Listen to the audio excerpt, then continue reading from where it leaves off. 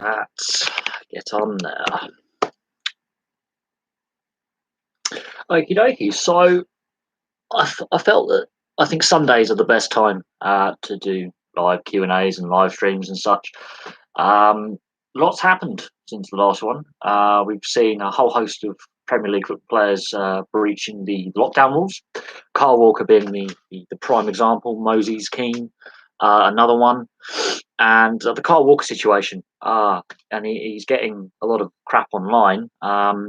Sort of deserves it, sort of doesn't. I think he is a role model for kids and the young people. And some of his antics, which I don't think are repeatable on this channel, don't go down well. And when you're breaching lockdown and you're posting on social media, you deserve to get some backlash. He's been an absolute wally, but there's been a whole host of players. Jack Grealish is another one who, during this lockdown phase when no sports able to take place and people are having to self-isolate and stay at home and are on the verge of losing their jobs, some of the behaviour of some of the Premier League players hasn't been great. Not a good look for a sport that's at the moment, with the players and the clubs are at war with each other, and the FA and the Football League and the Premier League come under a lot of criticism for a lot of things. So that's not a great look. On the Newcastle United front, there's a lot of calls for that deal not to go through. But I find those calls hypocritical because they've allowed PSG to be bought by basically the Qatari government. They've allowed Man City to be bought by the Dubai government. There's a lot of politics going on there. And football has basically taken a lot of dirty money over the years. And you have to look at some of the owners that we had and have had over the years, be it domestically based in the countries of origin or overseas owners. Some of them are pretty dodgy anyway. So football has got a problem with dirty money. Doesn't matter where it comes from. And then we get on to the US women's team and their legal case against their federation and the issues there. Football's in a bit of a mess. And that's before we even get to the Bundesliga and the players testing positive for the coronavirus at Dynamo Dresden in the second tier and at FC Cologne in the top flight. That could scupper the Bundesliga's plans to return to action next weekend. That could be a real spanner in the works. Players are voicing their concerns over a variety of things. We've seen the Premier League clubs not being united in their plan with Project Restart. There's a division between the clubs in the Premier League. We've seen divisions in the clubs in the Championship and League One and League Two. There's problems there. Macclesfield Town getting the points deduction. So there's issues with football across the board. Doesn't matter what league you're playing. Doesn't matter what country you're playing. Serie A, there's players testing positive all over the place in Italy. There's plans to bring Italian and Spanish football back as well. But the eyes are on the Bundesliga. They're still forging ahead with their restart plan. They have one opportunity to get it right. If they get it wrong, I don't think they can restart the league a second time. So that's interesting. There's across the board, there's talks in Scotland about restructuring the league format. It's a bit of a mess, quite frankly. And we haven't even got onto the other sports like rugby league, the AFL, the NHL, NBA, Major League Baseball. There are plans in place provisionally to get, training camps restarted and the leagues restarted. But there's no unity with professional sport at the moment. There's no universal direction that they can take. It seems that sports are at a crossroads. And yeah, fans won't be in attendance for a while. Let's be clear on that.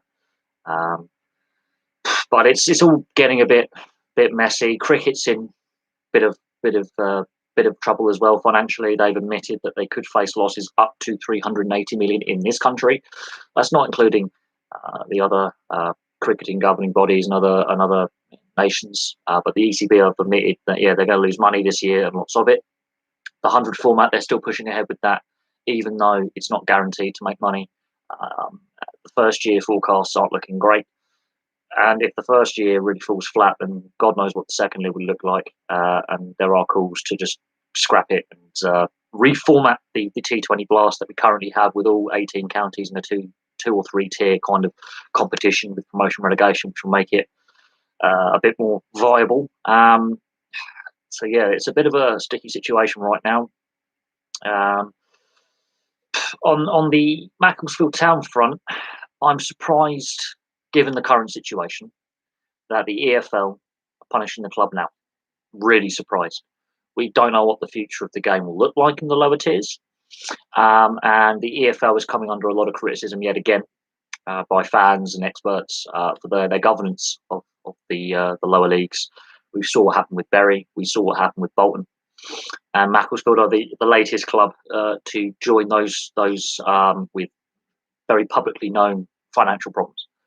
They've been to the High Court. They've had winding up orders. They failed to fulfil a fixture in December. They failed to pay their players and staff on time in February. This all predates the lockdown. So there are issues, even when times were good, with the finances and structures with football. They are well known. They are long standing.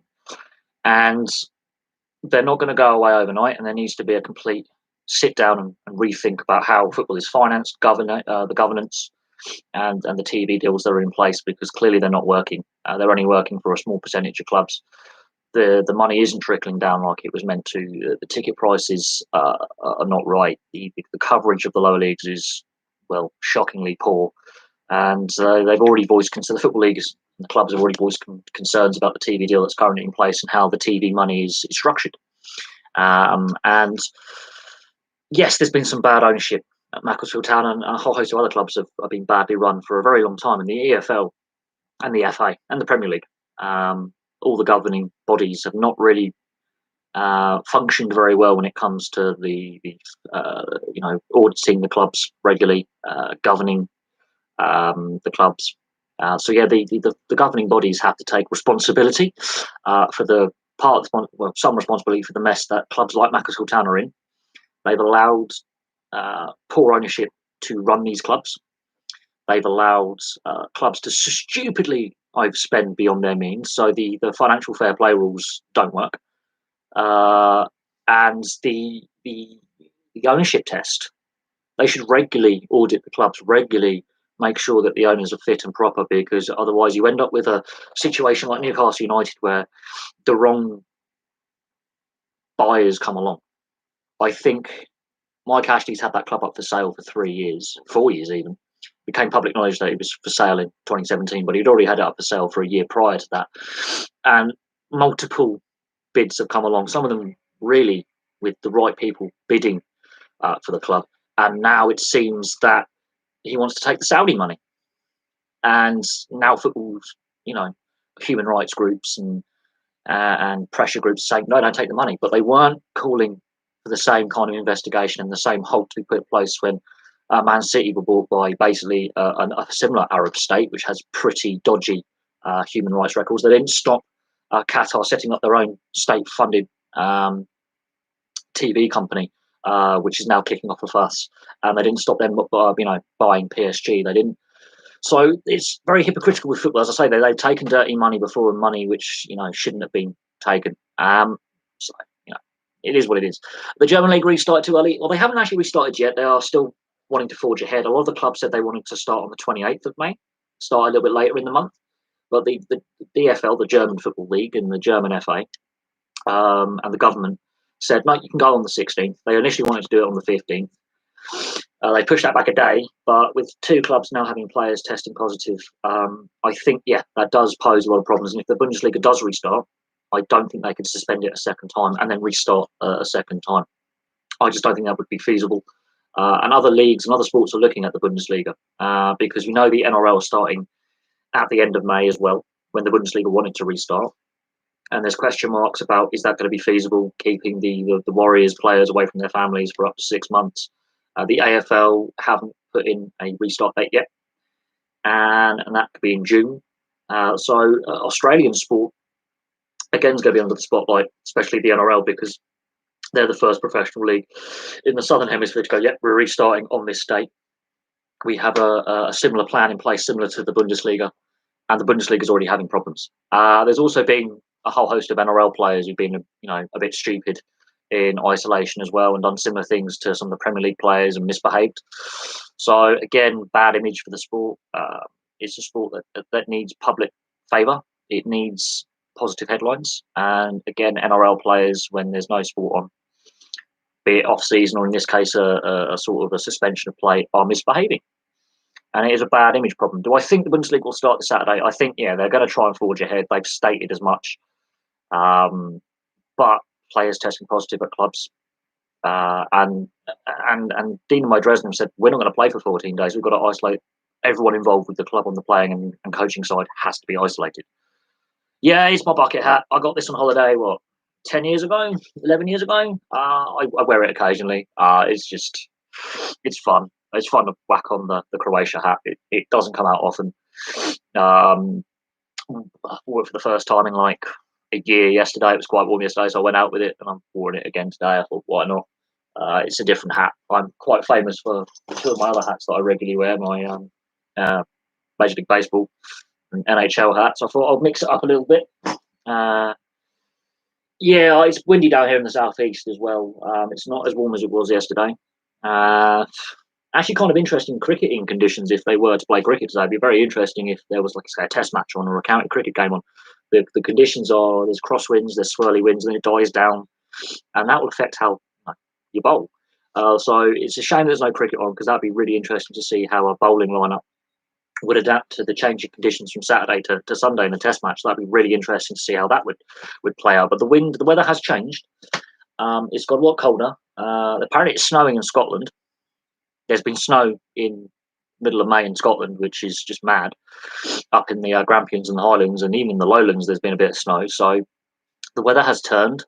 And again, if you were to play sport, you've had this really warm spell for a couple of weeks. You've been training, you get used to it, and then match day gets cold. So it would have been interesting to see if any sport was taking place, how that would have affected things with the sudden change in conditions. It does make it interesting, but it is what it is. I mean, looking out the window now, it's got more and more overcast as the day has gone on, and the wind has picked up. So that's something that if you were to play sport, that you would have to adapt to. I wouldn't say it's an unexpected weather change, but it's definitely a good 8-9 degrees cooler today than it was yesterday. You can feel it. And that's something that's not taken into consideration with this lockdown. A lot of these players haven't been in training, but they've been used to quite warm conditions when they've been at home. They get back into training, and then suddenly it gets really cold. That does have an impact on outdoor sports, especially. So things like cricket and football and rugby league and rugby union, and things like that, where you play outside. Conditions have a massive impact. It is interesting. Yesterday it was like 25 degrees. Today it's like 16, 17. So you can definitely feel a weather change. And if those teams that are in training camps and they're trying to keep players fit, you have to adapt your training routine if you're training outside. It is something that this time last year it was boiling. This time 2 years ago it was really, really hot. It has just dropped off a cliff today. How long this cooler spell lasts, I don't know. But it's not due to rain. That's the crazy thing. It's been really hot and humid. And now the humidity is still 60, 70%. No chance of rain. It's weird. And looking outside, it is really quite windy outside. So the weather has changed. The weather's coming in from the north. We're going to have a bit of a cooler spell. Still is what it is. But it is mad. It is mad that the weather in the UK has turned like that in 24 hours. Yet further south in like France and Spain, it's balmy.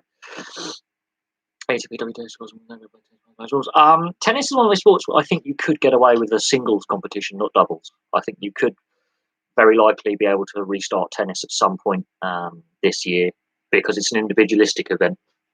But again, it'll be behind closed doors, it's been more like a training for players. But it would be interesting to see when tennis does restart. There are calls to combine both the women's and men's game under the same government umbrella. So if you've got the ATP, which is the men, women's tour is the WTA, there are calls from some players to bring the governance of both men and women's game under one governance umbrella. You've got mixed doubles anyway. I'm surprised they still have in tennis a split between the men's game and women's game when it comes to the overall governance. And that is an interesting quirk. When it comes to other professional sports where there is a women's game, the governance is still governed by the same governing body. Tennis, in that respect, is a bit strange, but it is what it is. When do I think it will restart? That's an interesting one because it's an international sport. They travel all over the world. Of course, there are rules in some countries where you've got to go into quarantine for 2 weeks. So if you're, let's say, playing a tournament in the US, 2 weeks in quarantine, and then you have to play the tournament, which could last anywhere between a week and 2 weeks, and then you have to fly back to another country. That's another 2 weeks. So I don't know how they're going to do that. But it will be interesting how things like tennis and golf. I mean, golf has already got plans to restart behind closed doors without fans. Get a couple of events in, but we'll see what happens. Boxing is another sport that I think is badly governed. That's the problem. You've got, I think, 4 or 5 governing bodies at international level. When you're going for international world titles, I find that really bizarre. You've got these unification belts. Same with MMA. You've got UFC, you've got Bellator, you've got all the other promotions as well. There is no one governing body in boxing. I think that's a bit bizarre and a bit strange. But boxing is a sport that I've slowly fallen out of love with. There's a lot of issues with boxing, especially when it comes to governance. There's a lot of issues with a whole variety of problems within the sport. And it's to do with having multiple governing bodies as well. So you can have your license revoked by one, but you can still box for another. So there's no universal ban for a boxer. You can, box under one governing body, get a ban for whatever reason, fall afoul of some doping regulation or misbehaviour outside the ring, have his license revoked, but he can still box for another governing body and get his license in another country. This is a massive, massive problem with boxing. There's no global governing body. I think that's something that holds the sport back and causes problems. And I think there's too much power for the promoters and agents as well. That's a big problem. We've heard of many boxers who've been robbed out of their winnings by their agents and promoters. So there is a lot of issues within boxing. There's issues with the testing for doping and illicit drug use. There's issues across the board with boxing as a sport. It does need a lot of reform. Could the time be now to do it? Very likely, yes. I think there needs to be a universal governing body for the global sport. When it comes to national level, yes, you've got the British Board of Boxing classification. You have all the various national bodies that govern the professional and amateur side of things at national level. But when you get to the unification bouts and things like that, I think you do need an overall global body, similar to FIFA, similar to World Rugby, where you have your national governing body and then it's superseded by a higher governing body. When do I think fans will be able to return for sports? Well, the earliest I think would be the autumn time, so the end of the year. I think that's what I'm getting from reading the various media reports and the variety of global and national websites that are reporting these things. I mean, Germany is a good example to go by for a country. When it comes for public gatherings, they've said I think September, October is when they're going to fully relax things. Sweden's a different case, but I'm going with what the Germans are saying and how the Germans are dealing with their lockdown. They percentage of population infected and percentage of fatalities, they have the lowest in Europe for population size, and you work that out. And the way they dealt with it, Sweden's gone around it a different way. They've allowed bigger public gatherings. Again, they're the two countries you want to look at for two different ways of dealing with this situation. But I can't see fans being in attendance till earliest October. But the situation can change rapidly over the summer. We could see a complete drop-off of cases over the summer to hardly any a day, and that changes the situation. But also it's reliant on a whole variety of other things. UK, it's how a lot of the reported deaths are actually other illnesses, and to save time, speed up the process of the coroner's inquest and things like that, they're just saying it's coronavirus. So there's a misreporting of cases. And it has been a bit of a shambles, and not just here, but in Italy and Spain as well. Has been pretty bad. And if anyone's died suddenly, they just say, yeah, they died of coronavirus. So the testing and then the reporting of cases is different.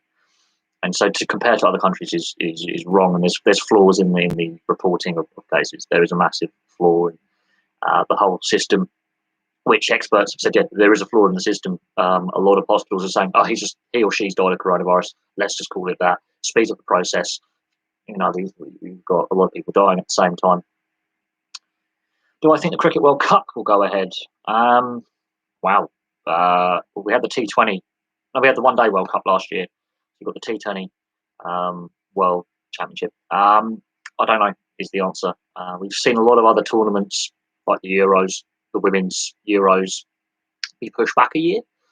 So cricket's in a bit of a mess. And looking at how they dealt with the football tournaments and the Olympics and pushing them back a year, I wouldn't be surprised if they just postpone that a year and just push it down the line, because at the moment, I don't think there's any cricket going to be played. They're trying to come up with this thing, using the Rose Bowl and Old Trafford as test venues, but the West Indies aren't playing ball with the ECB, and rightly so, because they've got to get the West Indies players from all over the world, from the various teams that they play for, and all over the Caribbean, and bring them together. And they have to again go through this 2 week quarantine period. So they're going to fly the West Indies team in. They've got to sit in quarantine for 2 weeks before they can even go out and train and play. So I think the Pakistani team are looking more likely to have an extended test series this summer if anything goes ahead. But then there's the question over the TV rights and more free to air coverage, and the TV companies like Sky and BT are being a bit stubborn with allowing free to air coverage of the sports they have the rights for, which is a problem. But on the side of the Cricket World Cup, I don't know. You would have to test a lot of players, a lot of administrators, coaching staff, the umpires. There's a lot of people involved with putting on a T20 match, let alone a 5-day test match. So fans will be in attendance. It's going to be interesting to see, how they go about this summer's cricket. The West Indies aren't overly keen on playing the Test series against England, even behind closed doors. And there's a lot of logistical problems as well. Live sport, when you say live sport, we know the NRL are coming back in the end of May. In 18 days' time, they're restarting their season. I think the Bundesliga is obviously planning to start next Saturday on the 16th. That's going to be interesting with players now testing positive. We don't know about Serie A and La Liga. They're the next two leagues that would restart. But a lot of professional sport is looking at the NRL and they're looking at the Bundesliga. Now, the Bundesliga is the first professional sport to get going again. That's a team sport. And the NRL will be the second professional sporting league to restart. So a lot of leagues are looking at them. A lot of sporting governing bodies are looking at them and how they deal with things. Now, it's an interesting one. I honestly don't know when, if those dates are going to change. But there's a lot of pressure from the TV broadcasters to get matches played, which I think is wrong. I think public health should come first. You take the financial, but it makes you wonder where all the money's gone from these TV deals. It makes you wonder where all the money's gone from all these overpriced ticket sales. It makes you wonder where all the money's gone from all the transfer money. So there's a lot of questions about the transparency of governance and where the money's gone. The NRL, for example, we know that the NRL has basically misappropriated 10 million Australian dollars out of a $30 million fund for player retirement and player welfare. It's not there. And they signed a contractual agreement saying it should be there. That's what I think cost Todd Greenberg his job in the end. So the NRL was in a bit of a mess on the governance side of things. The players and the clubs rightly called them out on the missing money. And I think the reaction to Todd Greenberg and the governance side of things, he went when he went, and then within a few days, Riding Castle leaves Rugby Australia. So sports governance in Australia is in an absolute mess right now. It's the same over here in Europe with the various leagues. Again, money's talking rather than public health, and I think that is a massive, massive problem. Even the players are refusing to take long-term wage cuts or wage deferrals. They want to get paid their money. So there's a lot of contractual law that's going to be a mess. Lawyers are going to get involved. There could be lawsuits. The whole thing has gone horribly, horribly wrong.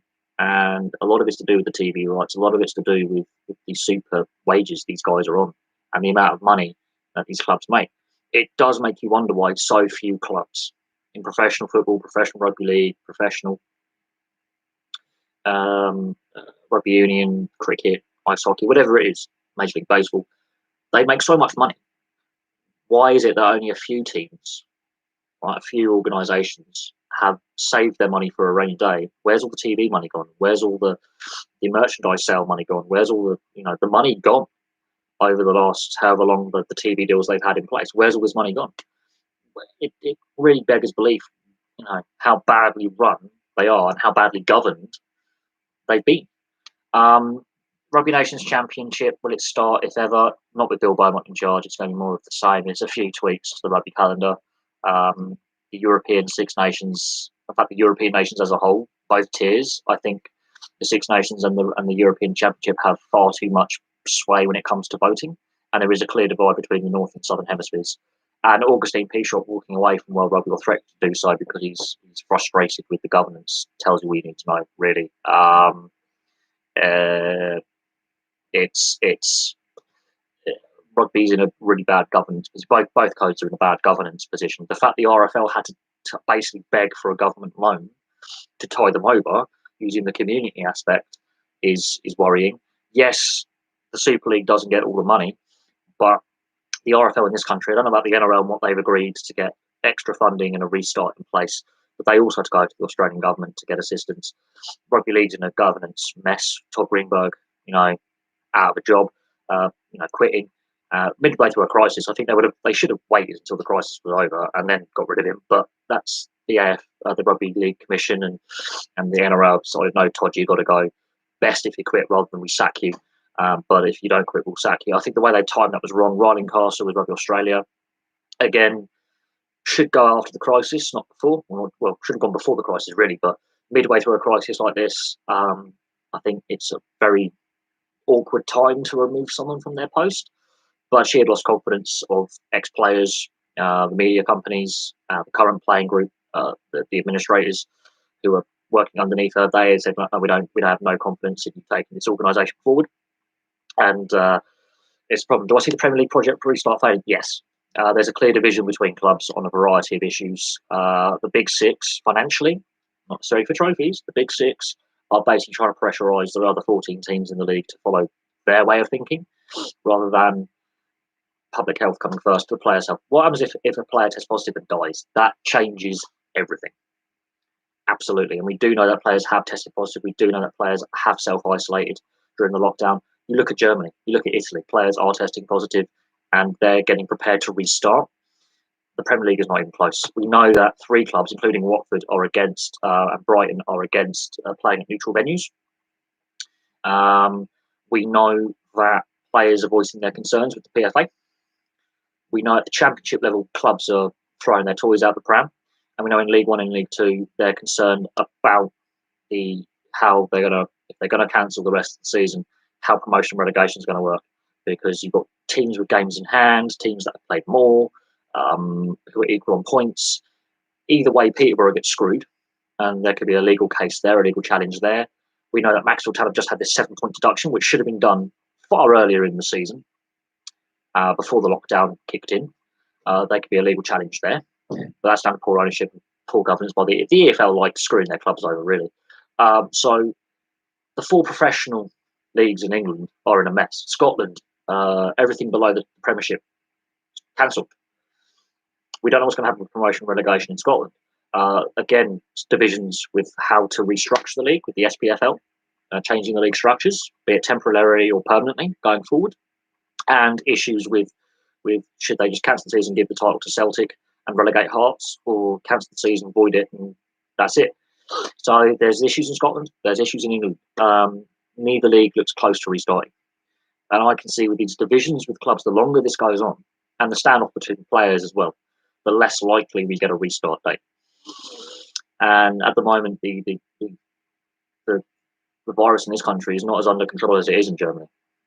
And we've overtaken Italy and Spain now, and they're being badly affected. And I think the reporting there is off as well. So it's all out the window. How am I? I'm doing all right. Obviously, I'm still going to work Monday to Friday. I wouldn't don't retract the message. No, leave the question up there. I think this is why I think football players and football clubs are really under the spotlight more. They've had a bad reputation for a long time for being overpaid and not in touch with reality. It's actually written into their contracts they have to do charity work. They had to make sure in their contracts they were doing public service, charity organisations, meet and greets. It's in their contracts to force them to do it. And there's a lot of criticism of how players have acted and how clubs have acted and how fans have just been left frustrated. And it's true. Fans are annoyed. The ticket prices are far too high with all the money in the game. They don't need to charge us the ticket prices they do. They want to make as much money as possible. And the players haven't helped their case with some of their wage demands before the crisis. And the fact that long term they don't want to lose what their contract is and go, you know what, I think I will take a pay cut. I don't need 50 grand a week. I could make do with five, which they could happily live on. That it's bizarre. They could still earn good money if they even took a massive wage cut of like 80%. They will still earn far more in a month than I'll earn in five. The misbehaviour of several high profile players during this lockdown hasn't gone down well with, I think, the public. You look on social media, it's the reaction, especially against Kyle Walker. I think is one who's really been an idiot more than once, and his second when we visited family, I can understand why. But the issue with the first one, where he's having a party with two ladies of the night, paid company, with a friend with drugs involved, puts it on social media, he deserves all the criticism he gets. He can have no defence going, oh, I'm being bullied online. Don't be an idiot. Don't post it online. It's plain. Same with Moses Keane. He has a house party with like 30, 40 people, puts it on his social media accounts, deserves all the criticism he gets. If you're going to misbehave, don't get caught doing it. And if you're going to misbehave, don't film yourself doing it. Advice I gave my brother once when he got in a fight, I said, if you're going to have it out with someone, make sure no one's filming it, because your employer, or at that time he was at secondary school, they're going to see that. You're going to get in a lot of trouble. Social media has changed the game in that respect. And when you've got players who are so stupid that they put their antics on their own social media accounts, I have no sympathy for them. If you're going to misbehave, don't record your misbehaviour. We've seen it in the NHL with Brendan Leipzig, slagging off his teammates on his Instagram with a friend, and then somehow that got leaked, and he's now basically being sacked by the Washington Capitals. He's been put on unconditional waivers for the option of buying out his contract. He's done. He's not going to play in the NHL ever again, I don't think. He's had it. Some of these antics these high profile athletes are doing is mad. The reason why they haven't folded yet is because they were so close to the end of the season that they were happy to call the season then and just go, right, we're not going to risk our players' health, our fans' health, players' families. We don't have the money to risk this. They were right to do what they did. And when they cancelled saying there's no playoffs this year, the NHL should have really considered that a league with a lot less money has gone, nah, all the European leagues did it. It's not just the UK, all the European hockey leagues went, we're not going to have playoffs this year. We're going to call the season now and be done with it, and avoid players getting ill. And looking at it, they're planning to come back. Oh no, it wasn't the Red Wings. It was the Ottawa Senators. There was like 5, 6 of them in an Uber. Only one of them is still at the team. The rest have all been traded out or waived. Again, the Uber driver, yes, there is a breach of confidentiality because they have the security cameras in to protect themselves. If there's a lawsuit, they get attacked. If the patrons damage the vehicle, that kind of thing. You will see that in buses, any public transport. There's a lot of security cameras. That's protect the transport company from vandalism. They go, right, you vandalised our vehicle. You're paying the repair costs. You were whatever. But the Ottawa Senators one was at a time when the team were doing really badly, and these are the high paid players. These are high paid players on the team. These are the leaders in the dressing room. They're slagging off the coaching staff. They're slagging off the GM. They're slagging off the organisation at a time when you're up for a contract renewal at the end of the season. You're going to be an unrestricted free agent. They were all gone out of the organisation very, very quickly. Again, an organisation will look at that behaviour and go, well, they're showing a lack of respect for their teammates. They're showing a lack of respect for their coaching staff. And I think in the end it did cost Brian, what's his name, Boucher. Guy Boucher and his assistant their jobs. They ended up losing their jobs, which I thought was unfair. But the organisation look at that going, we don't want you. So yeah, Brendan Leipzig, with what he said about his Washington Capitals teammates, hasn't gone down well. He's out of a job. He's gone.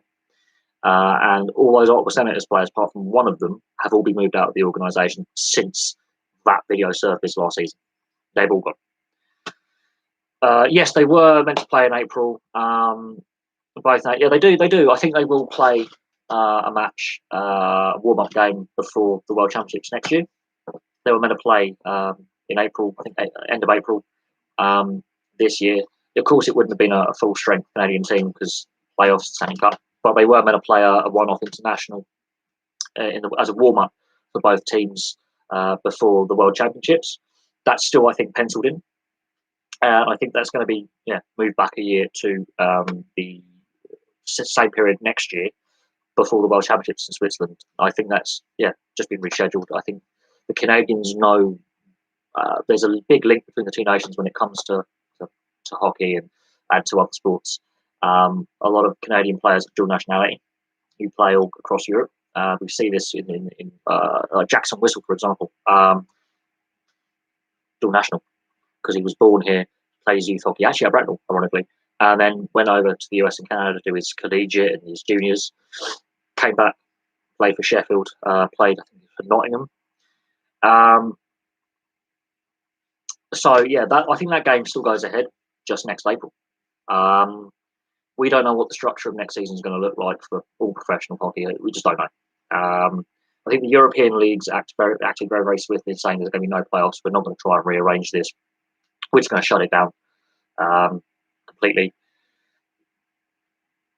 Have an extended off season and come back in, have a shortened season or a restructured season for next season. We're just going, no, we're going to call it. Whereas the NHL are doing it differently. The AHL and ECHL, no, there's no playoffs this year. We're not going to have playoffs. NHL are still trying to get something out of it. Yes, the Pellinis, yes, the Pellini brothers. One obviously plays for GB, one plays for Canada. Both born and raised in Guildford. That's an interesting one. Yes, there is that dual nationality aspect. I think that's one of the reasons why they want to have this game. Is the history of the sport and the links between Canada and the UK when it comes to players. And you look at some of the players that are born in Canada that represent Great Britain and vice versa. There's actually a few Canadian players who were born over here because their dad or their parents worked over here or played over here in the late 80s, early 90s. So there is that connection there. And a fair few Canadian and US players play in the elite league, and some have played in the second tier as well. So there is that connection between the British leagues and North America. But no, it will be interesting to see a Canada GB matchup. I think that would do wonders for the sport here. And I think the sport has come a long way. The sport has come a very, very long way in a very short span of time since the mid-90s. It has come a very, very long way. For a long time, the sport was in real trouble. And it has come a very, very long way since the late 80s. It's definitely grown. There's more. I look at each team, the amount of youth teams and reserve teams that are springing up, because they've got so many people interested in the last decade or so that they just can't get them all on the squads. They have to put in a second, third, or even a fourth team. So I think, yes, the player development is there, the interest is there, the fans are coming back in greater numbers, new teams like Leeds have popped up. So yes, there is massive growth, but then you have to take that growth with a pinch of salt and go, well, look at Milton Keynes Lightning. They went up to the Elite League with Guildford, they lasted 2 seasons, it was utter shambles, ownership was not fit to run that team, and they almost went out of business. There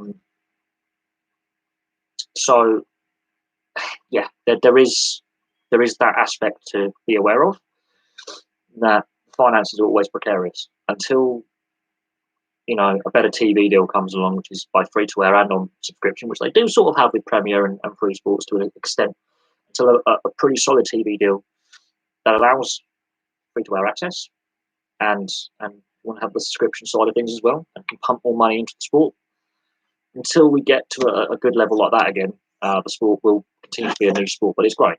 The quality level is improving. I think if we have a few more players drafted by the NHL to follow Liam Kirk in the next few years, which I think is possible. I think there is that level of quality there. With the amount of kids playing the game now and the amount of young players who played in that European CHL and the Champions Hockey League and all that, with greater exposure into the European leagues and the amount of ex-NHL and AHL players coming over to play in Europe as well, I think the level is improving. But there's still a fair ways to go before we get tons of players being drafted. But if they can have another good World Championships, stay at the top level, more kids will want to play the game. fan base will grow. They'll get more exposure. I think the British mainstream media needs to pick up on that. That we are getting better. It's not just Premier Free Sports that needs to do. I think BBC, Sky, BT, more mainstream press. They need to pick up on it more. It's great to see that the local media websites and newspapers are covering it, but it does need a bit more national coverage. And then, it's making news over in North America. People are, following and tracking how the league's developing, but it does need that little bit of a push to get going a bit more. But we'll see what happens. We'll see what happens, over the next few years. When this lockdown is over, I think we will have a reduced season. I think a lot of sports will have a reduced season next season.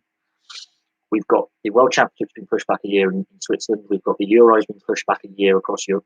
Football, Women's Euros being pushed back a year to 2022. Rugby League World Cup at the end of next year. So 2021 is going to be a hectic year for sport.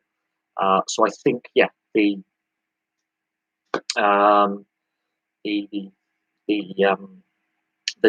sport calendar when it comes to club teams is going to change for next season. It's going to be a reduced season, I think, which will affect finances for a little bit, but I think in the long term will do the sport good to have players less worn out, less tired, and then we can see some pretty good international sport. They had 2 promotions in a row. The first one was expected. They said the one that we got promoted to the World Championship top level wasn't expected. That was a Cinderella run, and then we actually stuck at it in the World Championships. And I think the game against the USA, which I watched, we gave the USA a right go. It wasn't as if they won easily. 6-3 in the end, but we pushed the USA for 60 minutes in a very entertaining game. And the game against Germany, where we lost 3-1 again, we were in that game until the last 25, 30 minutes, and then it just changed. We are competitive. That game against France, when we're 3-0 down and then come back to tie it, take it to overtime and win the shootout, again, momentum swings. I think there are things they can work on. I think we need goalie development is a big thing. Getting more than just 1 or 2 goalies who can play at that top level. I think that's something we need to look at, because Ben Bounds is 28, 29 now. He's not going to be able to play forever. Jackson Whistle, his save percentage isn't great. You look at his save percentage, he's not as good as Ben Bounds. So we need another goalie, I think, to challenge for that number 1 spot and push Ben Bounds. If Jackson Whistle can up his save percentage and his game, I think, then we can discuss goalie development. I think that's our weakness is in net. I think, I think that's where the problem lies is goaltender development and having more than just a 1A and a 1C. I don't think Jackson Whistle is a good enough elite league goalie either. I just don't think he's good enough. His numbers aren't good enough for the level he's playing at. Whereas Ben Bounds, he has a very good save percentage. Considering how many shots he was facing per night in the World Championships last year, he took a lot of rubber on net and he did pretty well. I think Leeds will stay in the National League. I think they had a decent first season. It's going to take time for a new team to bed in, and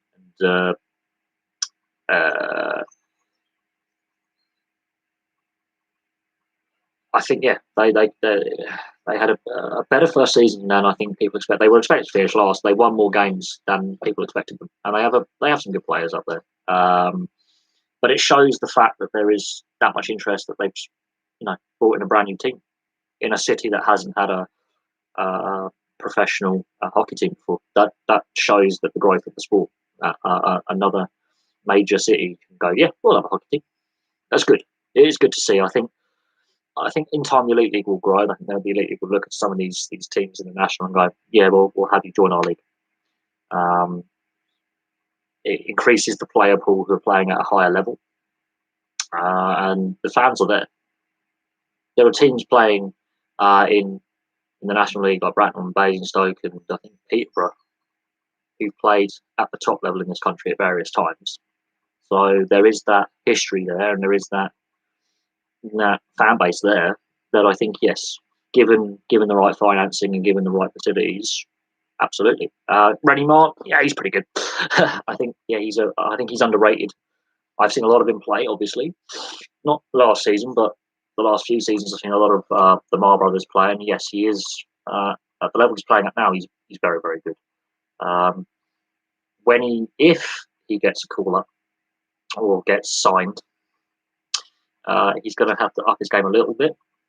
But this is what happens when you have that more professional regime, that more competition, where you're competing against pretty good players. You up your game. You want to take that next step, get that extra exposure, get that better paycheck. So yeah, I think he's developing quite well. Seeing oh god, Liverpool, God, Liverpool's interesting as a sports city. They've had a rugby league team. It didn't do very well. It's not got a rugby union team at the top level. Never has. Hockey back in the 70s and 80s was amateur in this country. It wasn't professional at all. Liverpool's interesting. You've got football is the main sport on Merseyside. You've got Liverpool, Everton, Tranmere across the river in Birkenhead, Stockport County down the road, St Helens in rugby league. But it's a football city, so I don't know if there is a fan base in Liverpool. That's something that could be interesting. Very interesting. You've got the Deeside Dragons down the road. You've obviously got Manchester got a team. Blackburn have got a team. There clearly is a gap in the market there, but Liverpool, when it comes to other sports, hasn't bought into other sports. Apart from horse racing at Aintree, and they've had the Grand Prix at Aintree as well. When it comes to professional sport, it's football or nothing really. They've tried rugby league there. They've and that didn't work. They hosted a rugby league international a couple of years ago. Couldn't fill Anfield, considering it's the whole northwest rugby league country. Couldn't fill Anfield. Even the section that they were selling seats for, loads of empty seats, which was disappointing. That they couldn't, fill that stadium. And it's a shame that they haven't been able to branch out and put another sport in Merseyside, especially in Liverpool city itself. But it's a football mad. I think it's the sporting culture in that city is football or nothing. You have to go outside Liverpool on the edge of Merseyside to you see St Helens Rugby League, and they're a very successful team, good crowds. But I don't know. I don't know if they're are going to get that fan base. It'd be interesting to see who's done their research. Is there enough fans who will buy into the sport? Is there enough players willing to play in the location? It'll be interesting to see. If they did a sports survey, would you be interested in watching or playing? That's the interesting thing, because all the other teams where they are have got good youth setups where there's good community. You've got youth teams, youth development, and there are clearly fans who are interested in going for each level, like Sheffield, Nottingham. Manchester's got issues with finance, but they have fans. You go to Scotland, it's quite popular. Hull, Peterborough, Guildford, Bracknell, Basingstoke, Swindon. There's a good fan base there. Cardiff have bought in, so you have to think. Okay, is there a fan base in this city? Is there an interest for a new sport in this city that isn't football? Because it's a sports mad city. Let's not forget that. It's got a very good university, a lot of professional players who play other sports come from Liverpool. That isn't football. So there's a good production of sportsmen from Liverpool who don't play football. Also, there's a lot of football players from Liverpool who play at a variety of clubs across the UK. So, yes, it does produce a lot of sporting talent. Whether they are interested in buying into a new sport, we'll have to wait and see. If they do put a team in Liverpool, it'll be very, very interesting to see if there is a fan base there already that follows ice hockey at any level, that is interested in the NHL, is interested in the Elite League. If there is actually a fan base there that they can tap into and go, right, okay, we can, make a success out of this. It'd be very, very interesting. I've come across a lot of Liverpudlians, a lot of Scousers, be it through work or through places that I go, pubs and stuff. And for the most part, when you talk about sport, it's football, football, football. There doesn't appear to be that interest in rugby league, rugby union, ice hockey, cricket. It's just not there. And I don't know why that is. It's clearly a social thing in Liverpool that football is king, and other sports. There's a few boxers from Liverpool, a few martial artists, absolutely, those individualistic sports. But when it comes to team sport, football's the thing. There isn't anything else. Why that is, I don't know. It's a working class city. You would think rugby league would be very, very popular because it's in the northwest. You would think like blue collar sports like ice hockey would be very, very popular, and they're just not. They've tried and failed before. So it does raise the question whether Liverpool, Merseyside would buy into a sport like ice hockey. Very interesting. But it's an interesting thought. But again, it's a lot of investment in the infrastructure and finding out, is there a fan base? Is there an interest in people playing at amateur level? So rec hockey, beer league hockey. Even if there's that interest, then they can tap in and go, right, look, we have some interest here. Manchester's got that kind of interest. Other cities in the north. So if they can get a team and have a rivalry with the Manchester team, that would be quite brilliant. But I think we're a long way off having a team in Liverpool. Yeah, but St Helens, yes, I've bumped into a few Scousers who've moved outside of Liverpool who follow St Helens and do follow rugby league, but they're not in the numbers you would expect. St Helens is the city of the town, is the rugby league. Rugby league, no football. It's the only professional sports team there. They are more die-hard rugby league fans than football fans. And there's a few Liverpudlians who, a few Scousers who, will go down to St Helens just down the road and watch a game. But it's mostly that St Helens thing. It's not a Scouse thing because you've got Liverpool, you've got Everton, across the river you've got Tranmere. They're very tribal in Liverpool when it comes to their football, in the sense that Liverpool itself, you've got that 50-50 split of fan base, and Tranmere has the rest of Merseyside when it comes to professional football fandom, and Stockport County to a point. But at the same time, it is interesting. They've had a professional rugby league team in Liverpool. It didn't work. You look in the history books, there was a professional rugby league team in Liverpool for a while. Not much success. Not a very good team. Fans just didn't buy into it. They drifted away and it folded. So they've tried other sports in Liverpool when it comes to team sports. It just hasn't really worked for whatever reason. And I find that really bizarre that other cities and towns around the country have multiple. You have a football team, you have a rugby league team or rugby union team, depending on where you are in the country.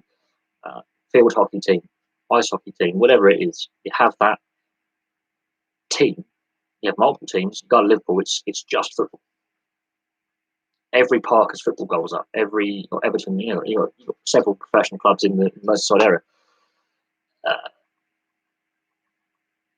I mean, I find it interesting that yes, Liverpool is a sports mad city, but when it comes to putting professional teams there, other than football, it doesn't work for whatever reason. And I suppose looking at England versus New Zealand in the Rugby League 2018, there was a fair few fans in Merseyside. A lot of them would have come from St Helens. There was a lot of St Helens shirts and Warrington, because Warrington's in Cheshire, but there wasn't the people wearing Liverpool or Everton. It was St Helens and Warrington. Their fan bases just went up the motorway into Liverpool, and that was where a lot of the fans came from. So it wasn't a lot of locals watching the game that I could gather. It'd be interesting to see if anyone from Liverpool actually went to that game who doesn't normally follow rugby league and was actually, I like this instead. I'm quite entertained by this match because England won. But I think it was a strange one. The atmosphere was a bit flat, which was not great to see. In that, I watched that Test match on TV. I did a review of it. I felt even through the TV, it doesn't give a full representation of the atmosphere. But even through the TV, with it turned up to pretty high volume, the atmosphere wasn't great. Pretty flat. The game wasn't the best match of international rugby league that I thought I'd watched. It didn't have the same intensity as let's say Great Britain Australia match did. It was a bit of a biff. Didn't have a lot of intensity to it. Pace of the game was a bit slow. The atmosphere wasn't great. when you have a half-filled Anfield, which hardly ever happens, it does detract from a great stadium. It's a great. I've been to Anfield. I've never seen Anfield that empty, so that surprised me as well. Was the amount of empty seats in the lower tiers, and the fact they didn't even bother trying to sell for the upper tiers either. I think that was really a bad choice by the RFL, and the RFL are wondering why they're losing money before this lockdown. So, yeah, there were Waterloo and Orrell. I think you did have a Liverpool team as well. It just hasn't worked, and for whatever reason, this is what really surprises me: is you go into Greater Manchester, you have Sale Rugby Union, you have Salford Red Devils. The grand final was played at Old Trafford. You've obviously got you had Bury, they've gone out of business, but you have Manchester United, Manchester City, you've got Bolton, Oldham, professional football clubs. Yes, Bury have gone, so that's a bit of a shame, but you have a lot of professional. Greater Manchester, a lot of sport. You've got professional ice hockey, professional rugby league, professional football. You've got Lancashire County Cricket Club based at Old Trafford as well. So you've got a lot of professional sports there. Liverpool, just football. St Helens is right on the edge of Merseyside, right on the edge of Lancashire, but it's just football.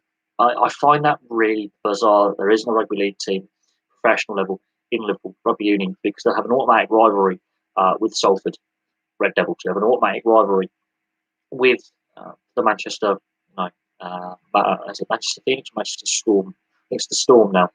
You have an automatic rivalry with Sale, an automatic rivalry with whatever cricket team. They've got the T20 Blast. They want to have this 100 format, which no one wants, but the sporting rivalry and the rivalry between the two cities is historic and very bitter at times. But Manchester's got a lot of sport, different professional teams. Liverpool, just football. I do not understand it. It would be really great to see professional rugby league, professional rugby union, professional ice hockey in Liverpool, because the automatic rivalry you will have with the teams from Manchester, Greater Manchester, bang, you can sell tickets. You can put bums on seats. There'll be real hatred there. It'd be like war. I think that's possibly the problem. I've got family from my granddad. He was from Liverpool. He actually played a lot of sports. He played field hockey. He did athletics. He played field hockey for England. He represented the Army at the Amateur Athletics Championship AAA in the 50s. He die-hard Liverpool fan, obviously. My dad played non-league football for Dorchester Town. So I come from a very and played rugby and football for the Army and athletics for the Army as well. So I come from a very sporty family. He was very open-minded for a Scouser when it came to sport. He would happily watch rugby league. He would happily watch rugby union. He would happily watch cricket. Very open-minded, but I do think the city itself was very insular in its sport, and I find that really surprising with the heritage that city has had for producing sportsmen and women of a variety of sports, not just football, who've gone on and played rugby union, played rugby league, played tennis, cricket, athletics, boxing, mixed martial arts, swimming. They have had a production line of people born in Liverpool, but for some reason, the city itself is just football mad, won't accept anything else, and they have tried other sports there, and they haven't been successful. There's a reason why they don't have teams there now, which is a crying out shame, because they have the fan base there. They have a sports mad city only interested in one sport. Find that bizarre, absolutely bizarre. Apart from when they have the Grand National, there's a couple of horse racing meetings at Aintree. You have one in the winter when you've got the Fox Hunters, and then in the summer you have the Grand National at Aintree.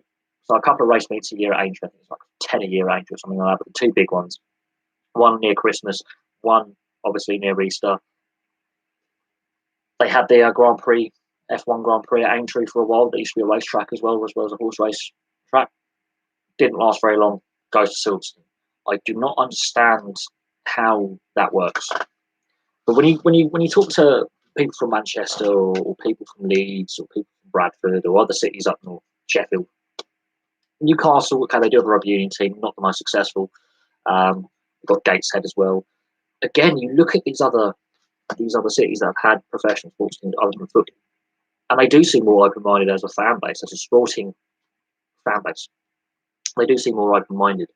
But I think you also have to look at the economics as well and the social side of things. Liverpool Scousers aren't interested in cricket. They're not interested in rugby league. They've tried it. It's failed.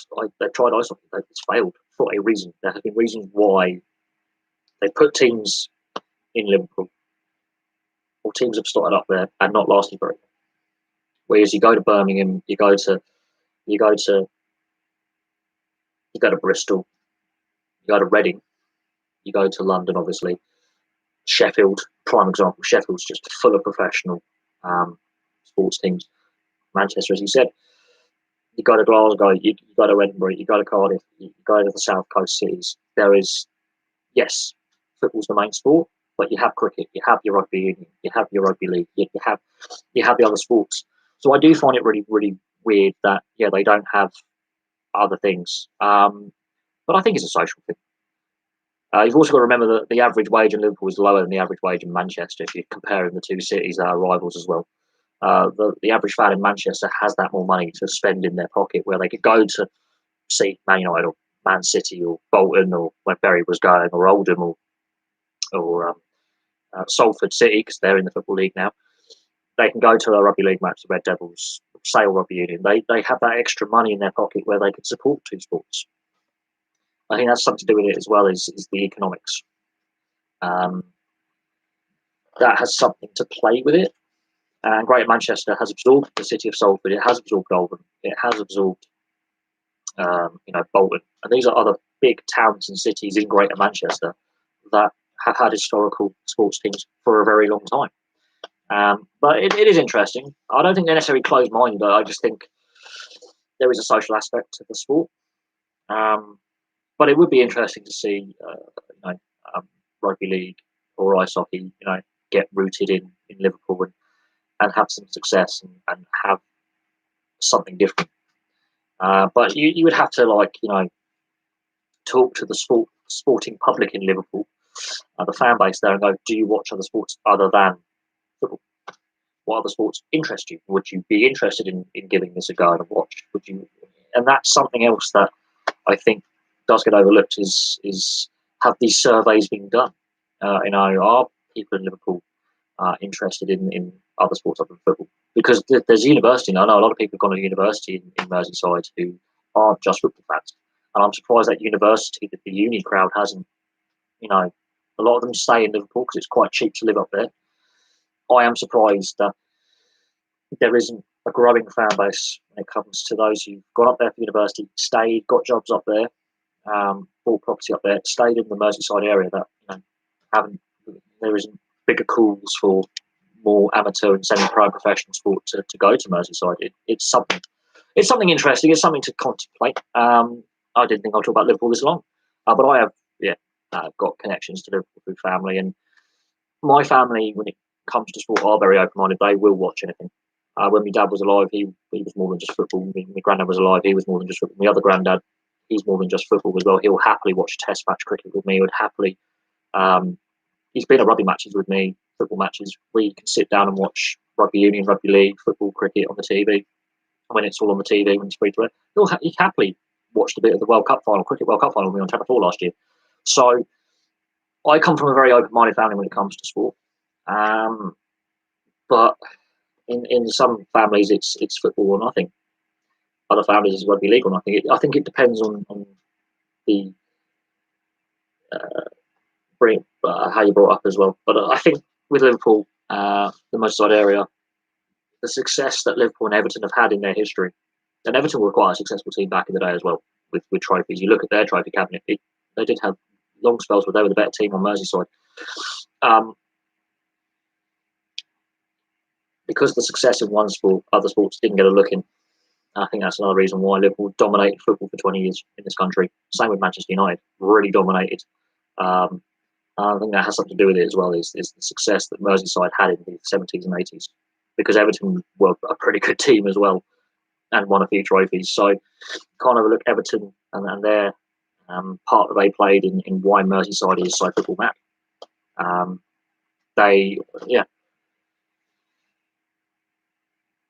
Rugby union is completely amateur in Liverpool. I think that's something to do with the university and a lot of the university side of things. I know a lot of people have gone up to Merseyside to university. There's several universities in the northwest. A lot of them have gone up there and they've stayed. It is so much cheaper to live up in Merseyside compared to down in the southeast. I've got my friend Jake went up back up. He's originally from Liverpool. He went back up there good 5 6 years ago now. He stayed. He's earning the same amount of money he would earn down here because he works in the NHS side of things.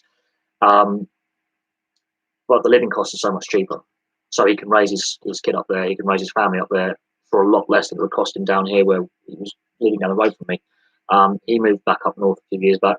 He hasn't looked back because the cost of living is so much less. And he's earning a pretty decent wage, so he's actually doing pretty well. He also played non-league football for Stockport County for a while in their reserves. So he is a football fan first, but he has watched other sports with me when it comes to like rugby and cricket. He has watched other sports with me and a few other friends. So he's a bit more open-minded because he's happily will watch rugby league, rugby union, cricket, ice hockey. He will happily go, these guys are mental. He likes his sport, but he's primarily a football fan. Ironically, he supports Arsenal. His first day back in Liverpool, he got in a fight because Arsenal was playing Liverpool, and he went into a pub and he got literally within 5 hours of being back in Merseyside, he was stabbed and arrested. So he did pick his time to watch a football match in a pub. He chose the wrong pub to go into because it's been a long time since he's been up Merseyside as well, and within 5 hours he's in a police cell after being stitched up in hospital. So he didn't do well for himself, but he settled down and he just chugs away with work and does his thing. I'll obviously have to go up and visit him at some point, have a night on the town, but he's got a young kid now, so he doesn't go out on the town as much as he used to. But there's a reason why rugby union is far behind. It's seen as an upper class sport in certain parts of the north of England. I'm surprised rugby league hasn't given it a go and done its research, but rugby league doesn't have the financial nous that the RFU does. The RFL does not have the money. There's a reason why during this lockdown they've had to take financial injection from the government to get through this difficult period. The RFL has been losing money for several years since they hosted the Rugby World Cup in 2013. The RFL has been operating at a loss. They put a lot of money into the England team, not the Lions. The Lions tour was a shambles over the winter, losing all 3 tests, losing all the tour matches, not playing well. Wayne Bennett's out of a job early. They brought Wayne in to fix it. That's not great going into a World Cup. There's question marks about the eligibility rules for selection. Rugby league's in a bit of a mess. But it's interesting to talk about Liverpool, but I do want to talk about other sports and other cities, and I'm happy to answer your questions. On the side of some towns and cities not having professional sport, again, it's to do with the economics. So you'll see some towns that are, Warrington's case, rugby league is the sport. Liverpool's case, football's the sport. You go to Manchester, every major professional sport in this country has a team. So in a small geographical area, you've got a team in Cheshire, town in Cheshire, it's rugby league or nothing. Go up the road to Merseyside, football or nothing. Go to Greater Manchester, every sport gets a look in at professional level. Every team has had some success at some point at professional level. Okay, the Manchester Storm, not so much, because for some reason ice hockey in Manchester is a bit hit and miss, but it is a thing now. Yeah, I think Leeds finally getting a professional ice hockey team. Leeds is an interesting city. They've got rugby league, they've got football, they've got rugby union, and at different times those teams have been in the top flight, very successful, produced some international players for the country. Leeds football team and Leeds Rhinos, they're the 2 most successful teams in Leeds, although the Leeds Carnegie, which is now Yorkshire Carnegie Rugby Union, not the success that was expected. But professional sports teams in 3 different sports. Now they've got a nice hockey team. They've also got the cricket as well. So, yes, I think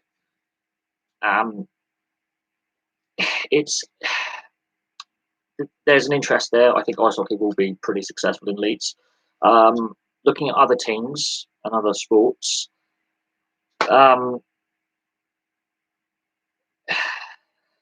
again, there's rec teams and amateur teams, but no professional. I think it's to do with more of the financing side of things. It's not due to a lack of fans or a lack of players. It's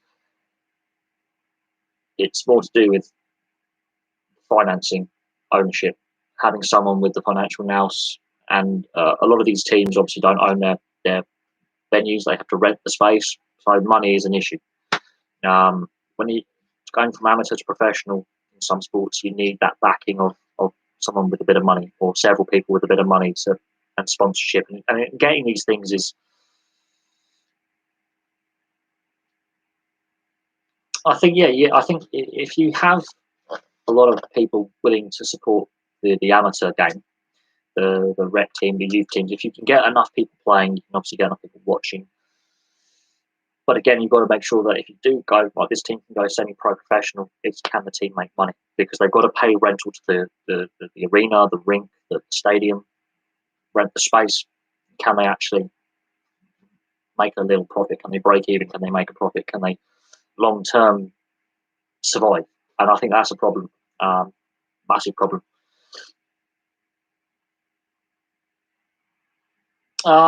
Yeah, the uni teams is interesting. Leeds didn't have an ice rink until recently, so there is a university league. A lot of them do play out of Sheffield. Some of them play out of Manchester. There is a university league, and I think the University of Surrey plays in Guildford. There is a university league, which I think is growing and growing in popularity. Very similar to the North American system, but yeah, that's I think that's part of the problem is when you have these rec teams and community teams that aren't professional and they can't play in the community that they're named after, like Windsor and Slough. They've now got a rink in Slough. It's rebuilt. It's fit for purpose. They were playing a lot of their games in Bracknell, Basingstoke, and all over the place. Where the Windsor and Windsor and Slough Knights used to be the Windsor Knights rec team. They were playing all over the shop. They've sort of now got some stability. They might Windsor and Slough might because you've got the Slough Jets, so we may have growth again. Slough has really gone backwards as a hockey team. The rink had to be completely refurbed. That's another problem. Is the facilities you use. But no, Leeds. I think they're obviously the university. It's a university city. It's a sportsman city that has multiple professional teams in a variety of sports. I think Leeds will do rather well as a hockey town. I think it will. I think that there's Yorkshire, you've got Hull, which is now Humberside, but that used to be part of Yorkshire, Sheffield, Leeds. I think, yeah, they're going to do quite well. They've got some automatic rivals nearby. I think Leeds long term will. I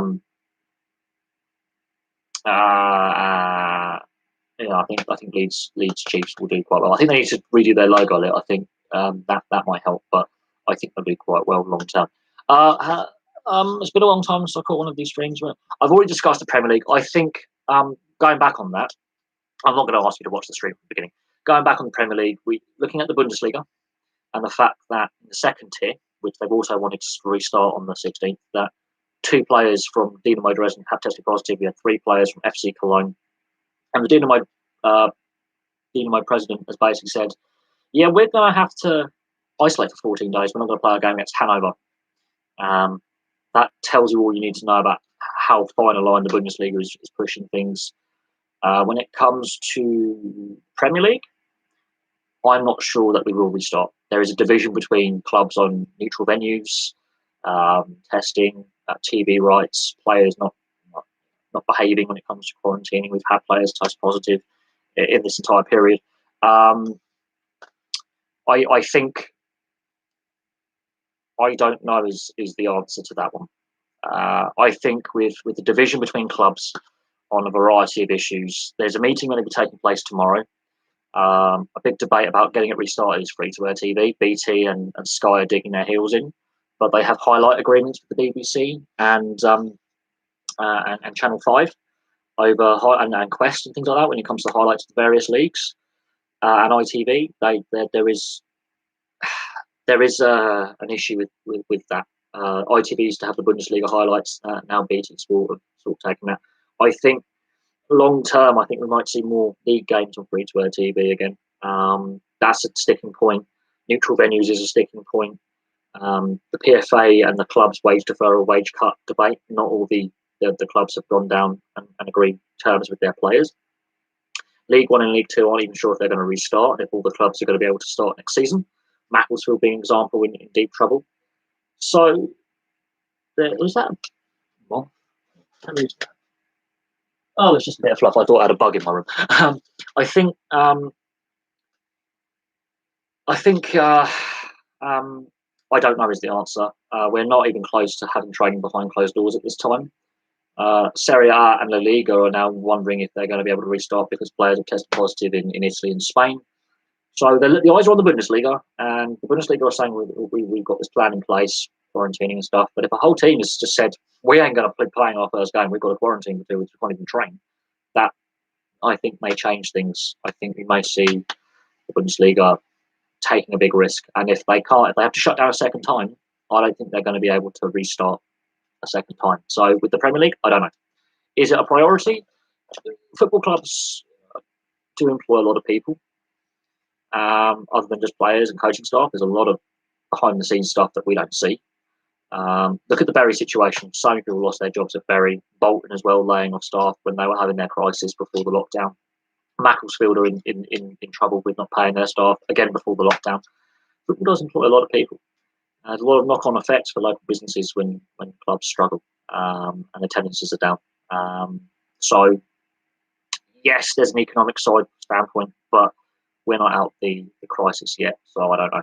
On the Newcastle takeover, I think the voices of criticism about who's behind the takeover, well, the PR,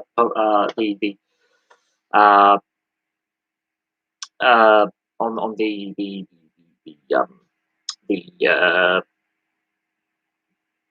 Newcastle takeover. I've had a lot of questions about this.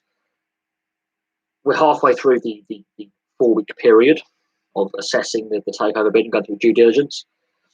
30%, I think 20 or 30% of the takeover money is not the Saudi money. It's Amanda Staveley's and the Reuben brothers. If they were the only two involved, we've already completed the takeover by now. The Saudi side of it, I think there's a lot of hypocrisy behind that. They allowed Man City to be bought by basically the Abu Dhabi government, which is part of Dubai. United Arab Emirates, the UAE, one of the regional governments there, it's basically state-owned. PSG in France, state-owned by Qatar. And the beIN Sports, that's just dodgy as hell, because the guy who owns PSG owns that. And I think the hypocrisy of Amnesty and these human rights groups and all that. Dubai and Qatar have some pretty shitty human rights violations as well. Look at Qatar in the World Cup and people dying building the stadiums. The hypocrisy is there. It's more geopolitical. Football's been, as I've said before, been a hotbed of dirty money for years. Organised criminals and gangsters have used football to launder money. There's been some pretty dodgy owners who are domestically based who, had some pretty dodgy business practices. Mike Ashley is one of them. There's been money laundering in football for years, not just in the UK but across Europe. There's been organised crime involved with European football since day one. Look at the Greek league, look at the Turkish league, the Italian league, the German league. There's been match fixing allegations against a variety of teams in these leagues for years. So the hypocrisy of football, they've chased the gravy train, they've chased the money for 30 years. They will continue to do so. They'll put money before anything else. My view on it, I think it will go through. The Premier League has accepted dirty money before. It'd be pretty hypocritical of them now, considering that the sport is in lockdown and needs a cash injection, needs some kind of positive news. Yeah, I think they'll let it go through. I think Newcastle fans don't care anymore. There are some who are questioning the takeover with the involvement of the Saudi money. They would rather just the Reuben brothers and Amanda Staveley bought the club. The Reuben brothers can afford to buy the club themselves. I don't know why they only want to take a 10% stake in it. I think, there's a bit of geopolitics involved, but they allowed Man City to be bought by some, dodgy Arab billionaires, trillionaires even. PSG again, they were allowed to buy a club. There's Chinese money in football, and there's issues that is that Chinese state money. Yes, it is.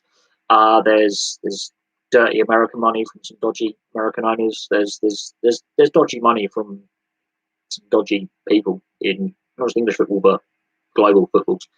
Sport is a way to launder money. especially dirty, crime money and human rights money. It's just there is hypocrisy of the highest order. It's all geopolitical. Um, so yeah, I don't know. I think it goes through. When it's announced, I'll do a video and I'll say my thoughts. But anything's better than Mike Ashley because they've already stated that they want to invest in the infrastructure of the club. They want to improve the youth facilities, the training facilities. They might expand the stadium. They won't move the stadium. That will not go down well with the Toon faithful, the Toon army. That won't go down well moving from St James Park.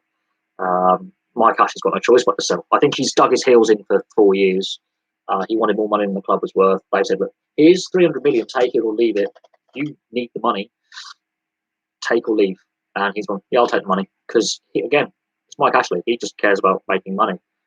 His other businesses are struggling right now with this economic and health crisis. He needs the money.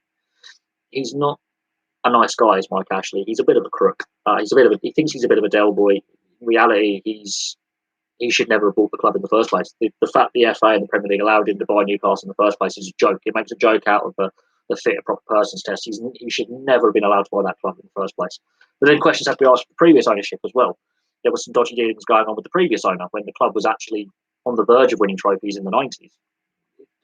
Newcastle's had some pretty dodgy ownership over the last 30 years.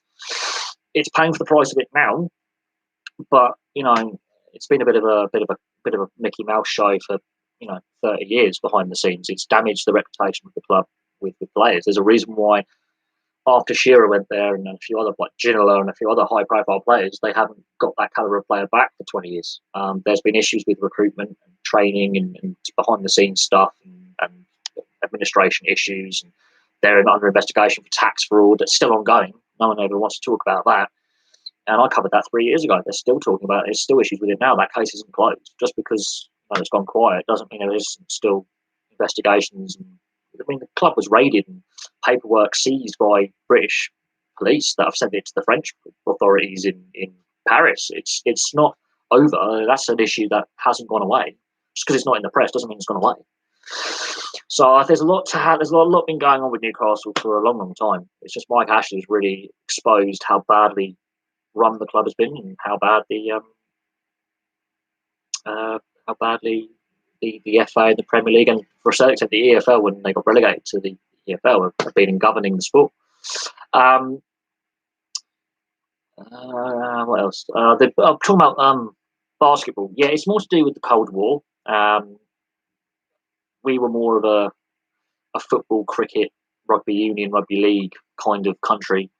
Eastern Europe, we were using sports like basketball to have a sports Cold War with the US and Canada, and happened to be very, very good at it. It was a lot of state funding was pumped into the Yugoslav basketball and netball teams. A lot of money from the Soviet Union was pumped into the basketball and netball teams when it came to men and women's sport. All across the Soviet bloc, a lot of money was pumped into these sports programs, much like what China's doing now, because it was part of the Cold War.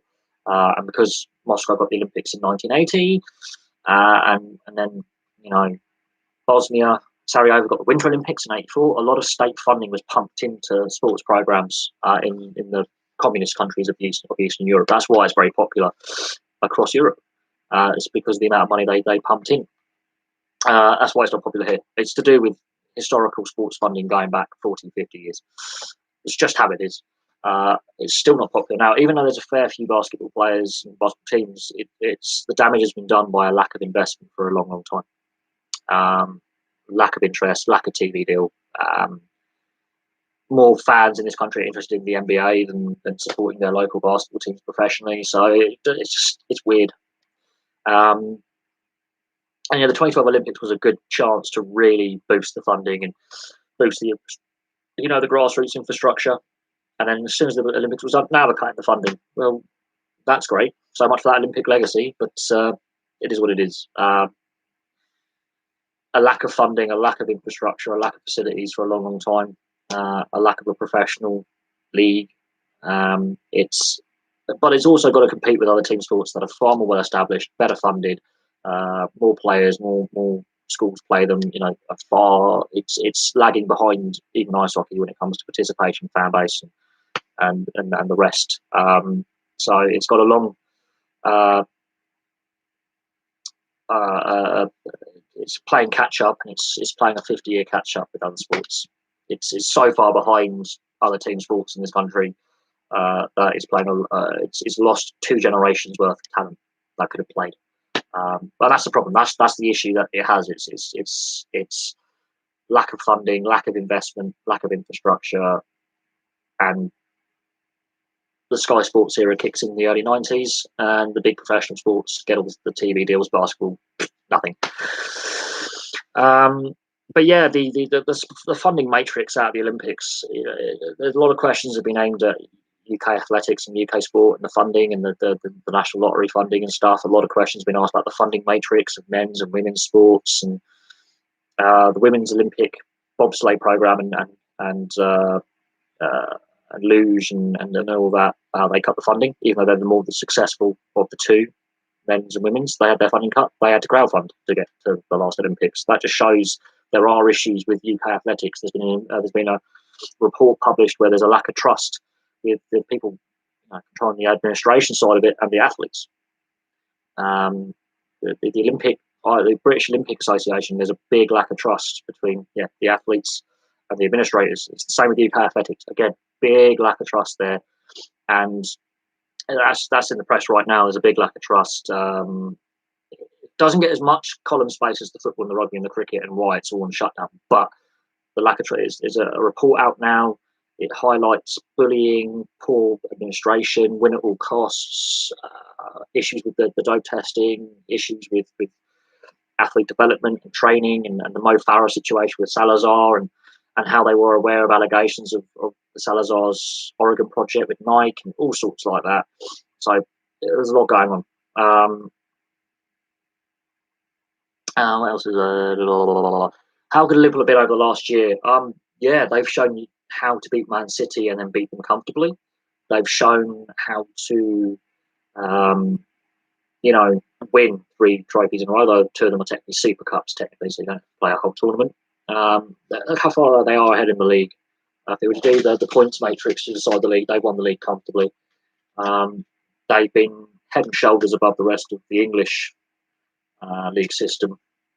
Say for about 16 months, they were catching up with. They lost out to Man City at the end of last season, but they showed that one. I think they learned from missing out on the Premier League last season. But if you look at their actual, we can beat Man City and outplay them quite easily. Jurgen Klopp has got a great record against Guardiola. I think Guardiola, when it comes to Guardiola, Klopp has the better record head to head when it comes to coaching against each other. Now they're in the same league. Guardiola's tactics don't work against Klopp. He doesn't adapt his tactics against Klopp. Klopp gets his teams playing in a way that he knows how to beat Guardiola, set up teams. Regardless of who Guardiola's managing, Klopp has a better record head to head, and that shows. Man City, I think, they're declining as a team. I think their period of winning all the time is over.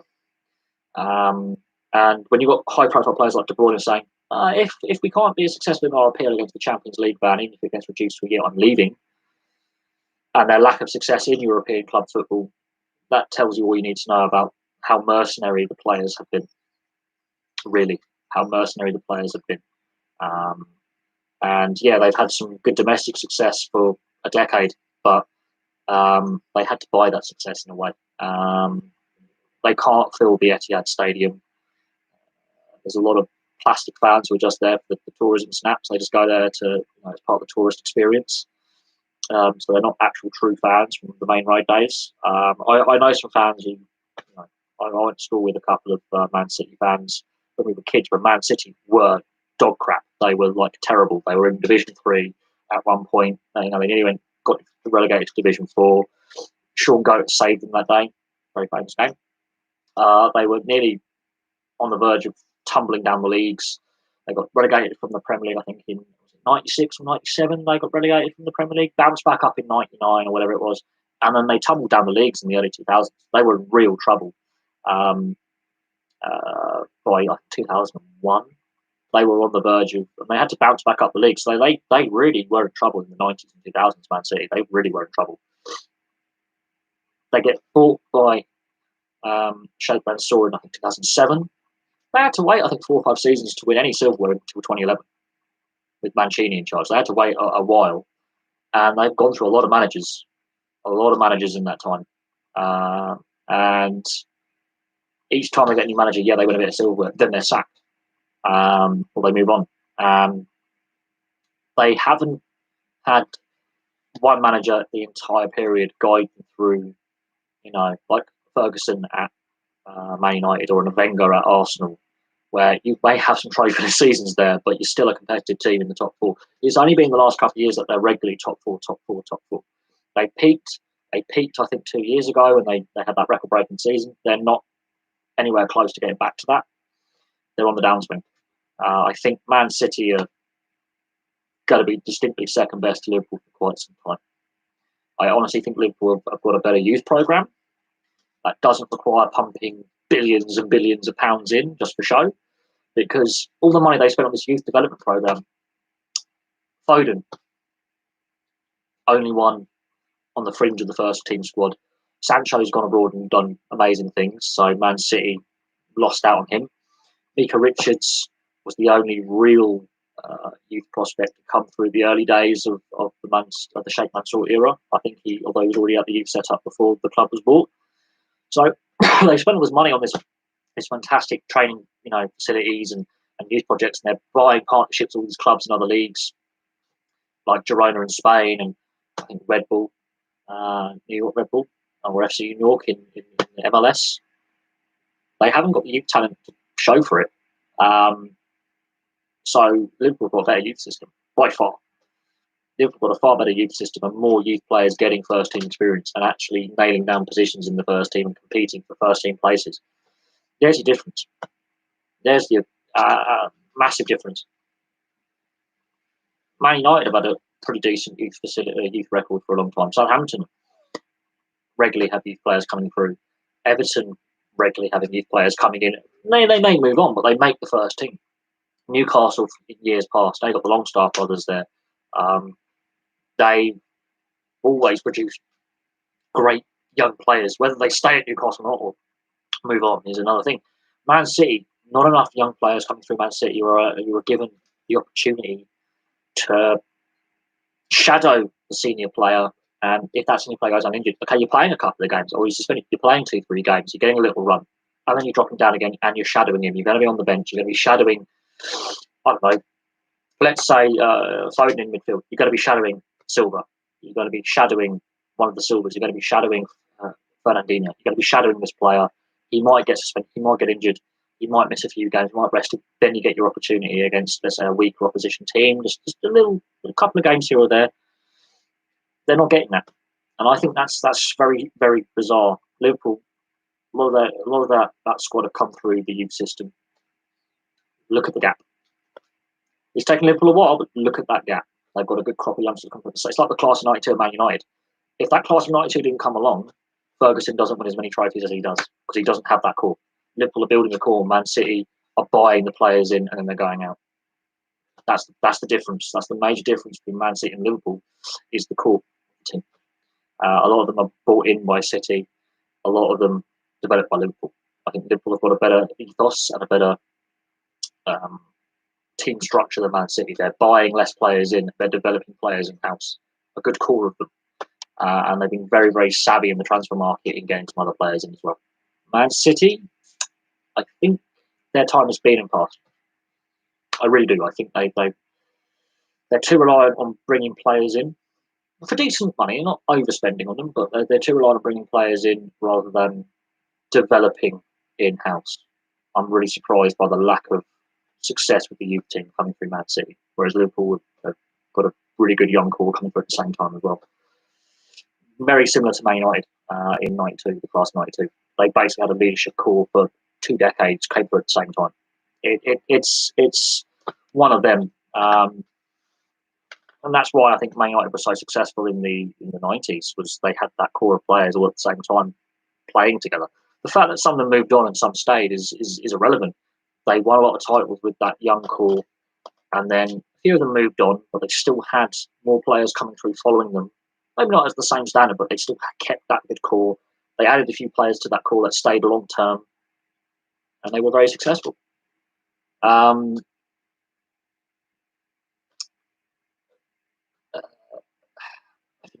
that's why I think Liverpool are, when they compare to other Champions League winners. Okay, they couldn't defend. They were knocked out in the knockout stages, obviously, and then they haven't gone to the finals to back it up. But they went to back finals, so that's hard to do. Is to go to back finals. They lost one, they won one. They learnt a lot of lessons from that first final to not make the mistakes in the second final, and they got better. They peaked at the right time.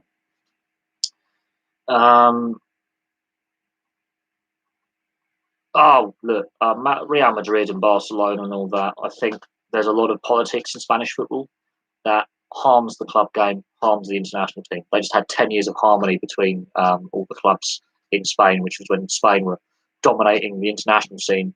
That harmony's broken down in the years building up to the last World Cup and the last Euros. That harmony's broken down. They had, again, very similar to the class of 92 with Man United, they had a good several teams with a good, like Atletico Madrid. Bilbao had a good little spell in there as well.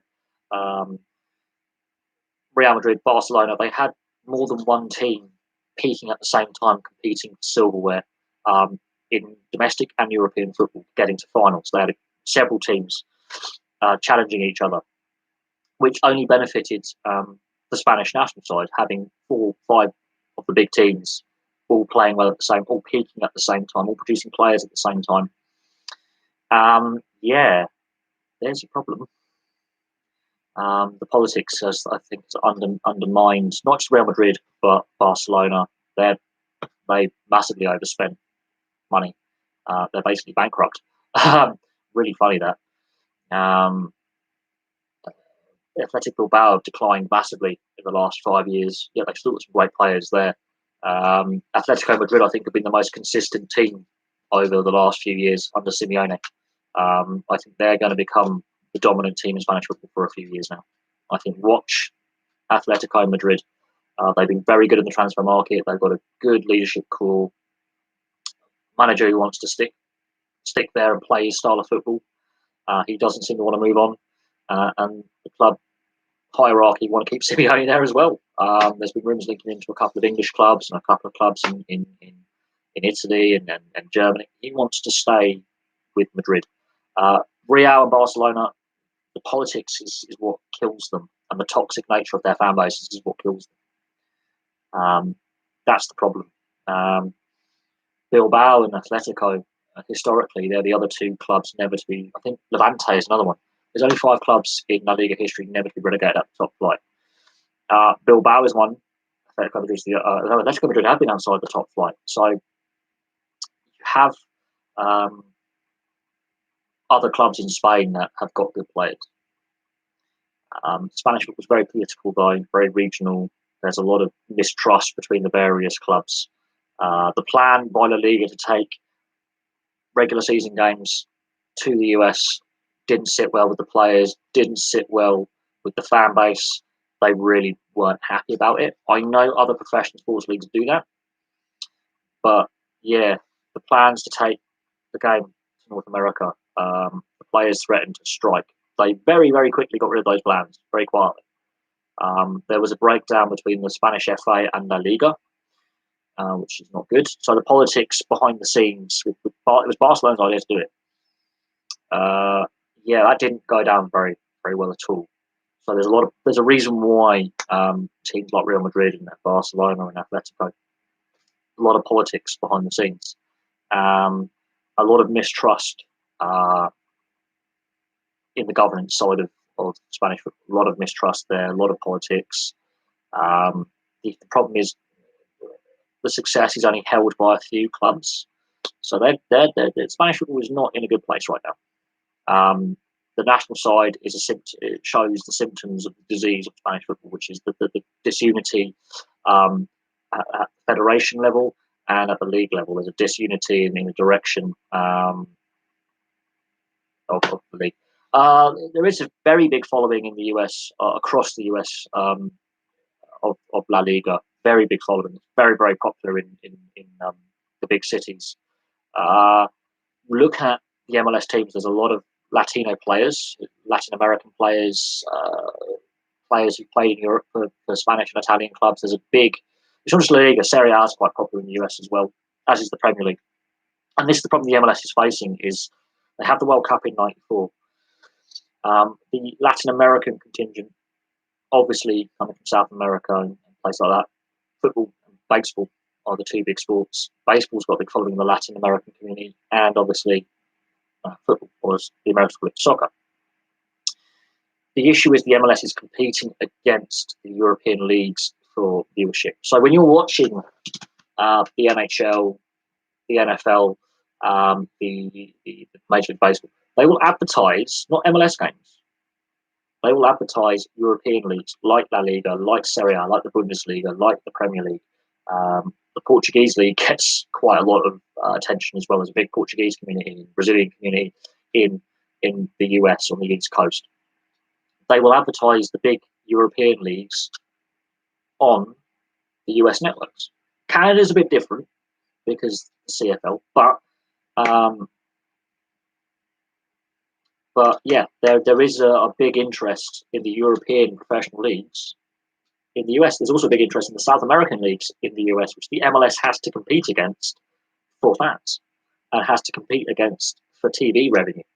And there's more TV revenue for the European leagues than the MLS as well. That's an issue that the MLS faces, which is why they're constantly going for this rampant expansion with expansion fees to cover the lack of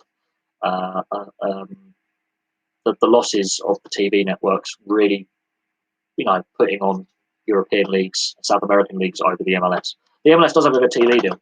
It doesn't make nearly as much money as the four major leagues do. It's so far behind the NHL, which is the fourth major league, that the gap is there. The '94 World Cup, I do remember watching the first World Cup that obviously I watched, because the World Cup in 1990, I was 6 months old, so I don't have a clue what was going on there. But I do remember vaguely Euro '92. Yeah, I remember World Cup '94 because my aunt has an Italian husband. Italy did quite well in that World Cup. And did quite well in the Italian IT. Yes, we did watch a lot of it. The TV timings helped as well, because it was all in the evening. So, and because I wasn't technically at school then, I was allowed some late nights to watch the football, because the 5-hour time difference from the East Coast. I think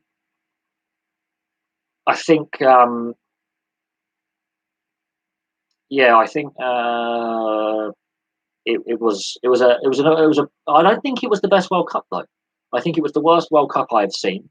I think it was overly defensive in the football played, and some big nations failed to qualify. Like I think the Dutch failed to qualify. I think the Danes failed to qualify. I can't remember. I don't think England failed to qualify. There were some big nations that didn't do very well, and some big nations that didn't qualify for the tournament. And Brazil played a different style that was very antiseptic defensive football.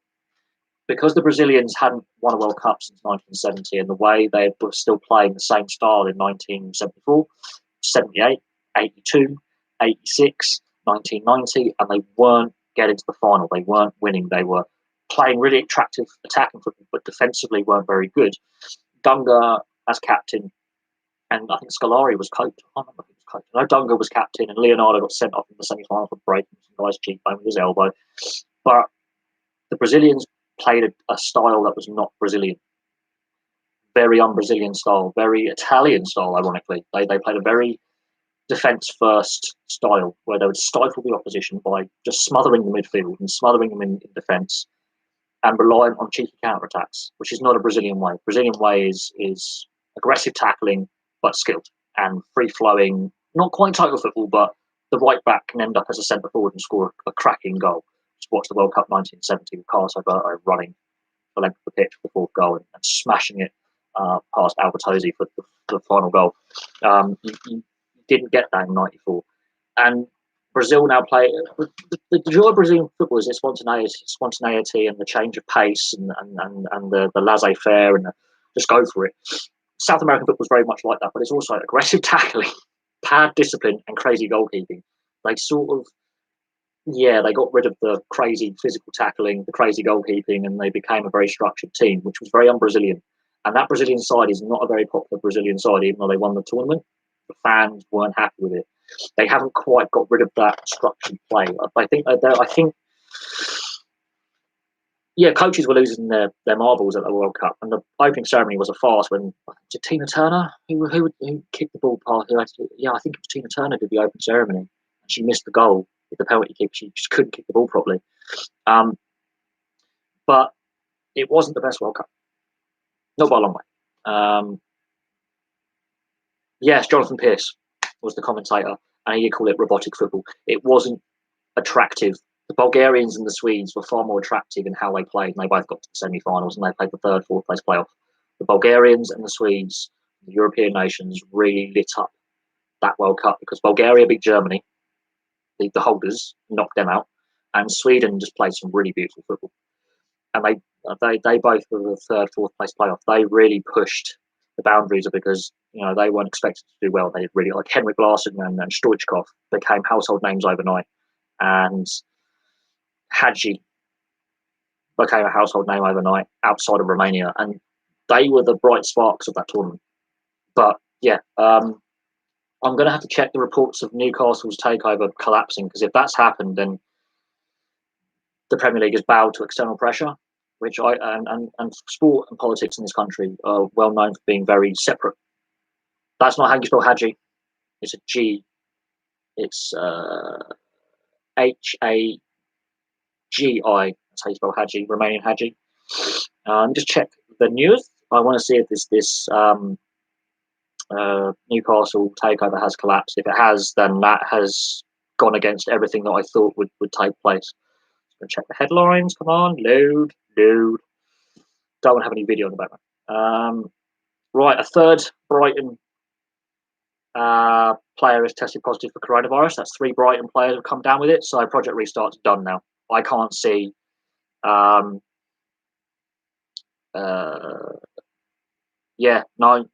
new on the Newcastle. That's all rumour mill at the moment. Nothing is broken on that. However, Brighton have had 3 players test positive for the coronavirus, and Project Restart may not take place. That's the Palace chairman has come out and said, nah, I can't see it. So Steve Parish, who actually is one of the few chairmen with a brain, I find. I'm just going to read what BBC Sport has just released. Crystal Palace chairman Steve Parish says that unless the Premier League clubs can find a way to stage matches soon, it may be a very extended period before the top flight returns. Basically, just call it now and play next season, basically. Parish said the initial plans for league matches to be staged from June may prove unfeasible.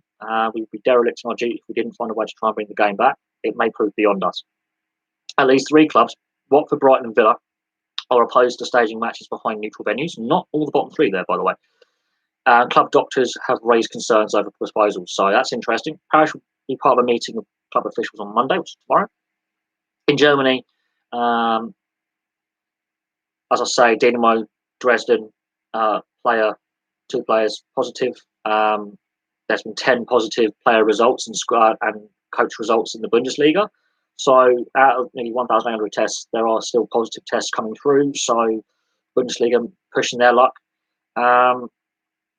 I don't care if the Premier League loses £1 billion. It's all agreed. They deserve it. Premier League Chief Executive Richard Masters has predicted a loss of at least £1 billion. Oh dear. Billionaires and millionaires losing a bit of cash, which will be protected by insurance. So I can't see that one being a boo-hoo. No sympathy for the greed that football has shown for 30 years. What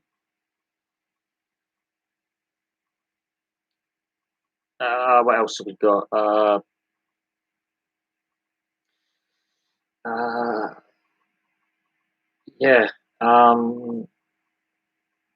I think Steve Parish is actually one of the few people in football with a brain. I'm going to get abused for that, but there's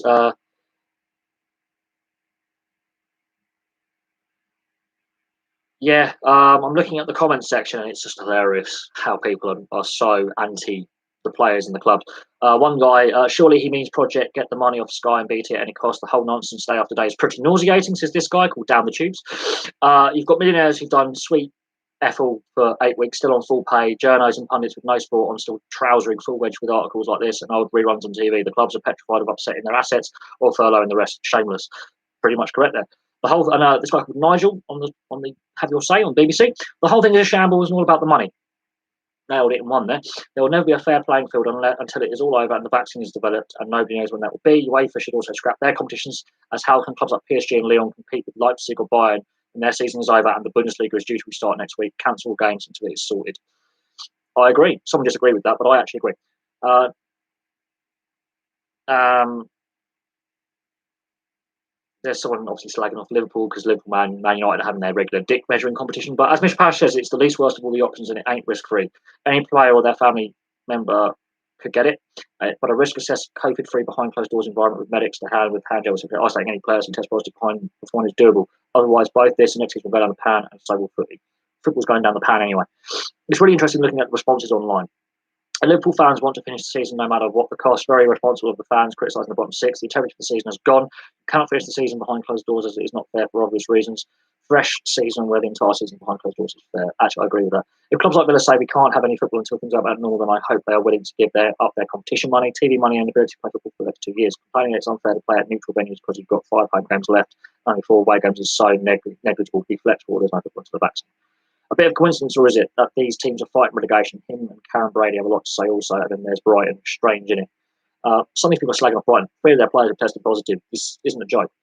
Project Full Start may get on the way, and yeah, someone's slagging off. Not can do more, can't, don't. Funny how it's the lower position teams that are resistant to any creative ways to finish the season. This is common sense and reality. The season has to be nulled if we are stretching the boundaries of what football is to try and generate an ending. Brighton have the players with Corona. No one plan commands enough fights. The public are against it, and even the medics say it's ridiculous. Let it go. Next season looks doubtful already. It's just getting mad.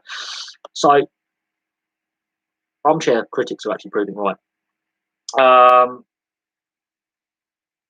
Oh yeah, the Carl Walker jokes are coming in. Carl Walker has some ideas on how to get things going again.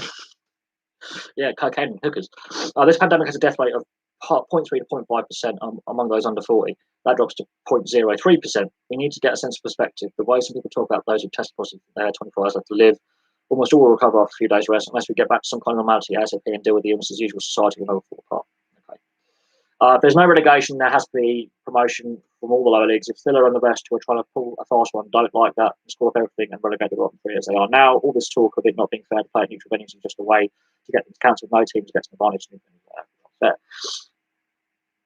How many players do you have to lose to a positive test to postpone games? If the season restarts, an ambulance and a group of police will need to be out in attendance at each ground. I think they're better being allocated to the COVID pandemic rather than some Premiership footballers stubbing their toe. That's the point, actually. Scrap it and start afresh next season when it is safe to do so. If the season must go ahead behind closed doors and at neutral venues, scrap the relegations and titles for the season. Play it out on TV to get the coin, but project the integrity by not crowning the winner or losers. Interesting one. It's clear what needs to happen. Liverpool need to be awarded the title bottom 3 as they stand now relegated, and the remaining Champions League places go Man City, Spurs, and Leicester. This is based on realistic estimate of who would finish the top 4 with games remaining. Chavsky, yeah. Okay, I've got some Chelsea fans who subscribe to this channel, but that's funny. Arsenal, United, and Wolves can have a playoff to secure Europa League spots. Job's done, everyone's happy. No, they're not. Games can be abandoned and the score can still count while there's a threshold percentage that's been completed. I accept there's no precedent.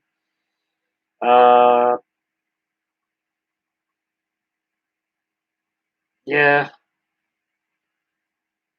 No, there's all sorts going on here.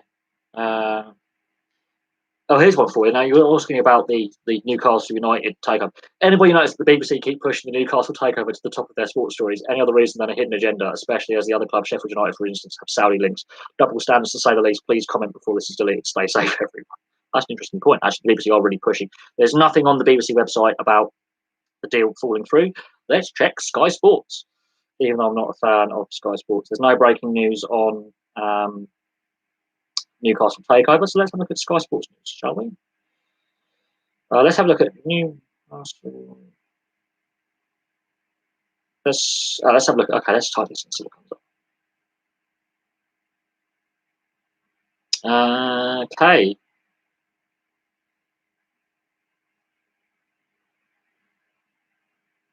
Right. Nothing has come through that's nothing new has come through. There's no breaking on anything. The Premier League has responded to, yeah, that's old news anyway. The Premier League has responded to Jamal Khashoggi's fiance over the Newcastle United takeover. The Premier League have replied to his partner. She's lobbied English football to block it. Of course she would, because she's Turkish. Moral power. Bear in mind she's Turkish. That's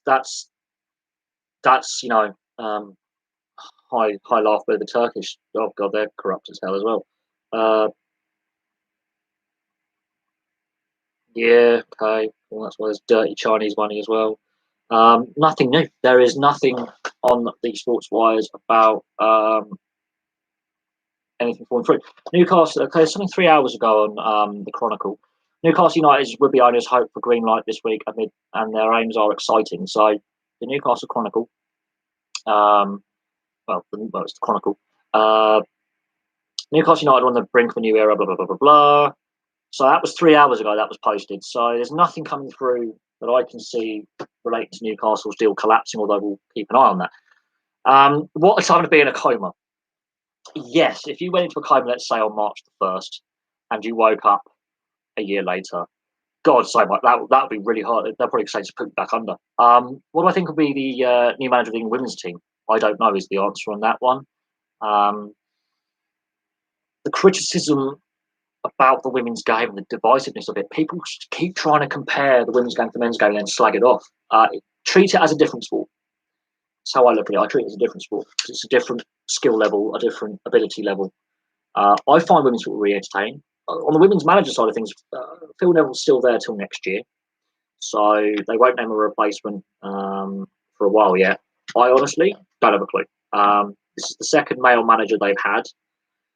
The Mark Sampson scandal, I think, still affects the FA. I feel, yeah, women's sport, women's NBA, yeah, that's been going for a long time. It's propped up by the NBA itself. They pump money into it. Only a couple of teams make any money. I cannot name you a single women's basketball player. Cannot. But I'm not a big fan of basketball anyway. But I can't. I can. I'm not a fan of the NBA. I can name you NBA players, past and present. I cannot name you a single women's player. I can name you a couple of women's ice hockey players, Wickenhauser, Schoenfeld, but I can't name you a single women's basketball player. Tells you something, doesn't it? Women's football players, yeah, I can name you a few. Women's rugby players, yeah, I can name you a few. Basketball, no. I can't name you a single women's basketball player, past or present, off the top of my head. And that in itself is pretty damning. When other sports, even though I may not watch them, I may watch I watch women's rugby league and rugby union. So this is the problem with the US.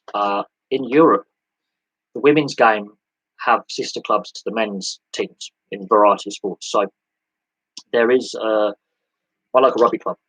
Okay, you have the men's team, you have the women's team. I've got a few mates who play for the women's team. The local ice hockey team have the women's club attached to the men's. I know several of the players who play there. Some of them actually play for the national side as well, and they're national champions.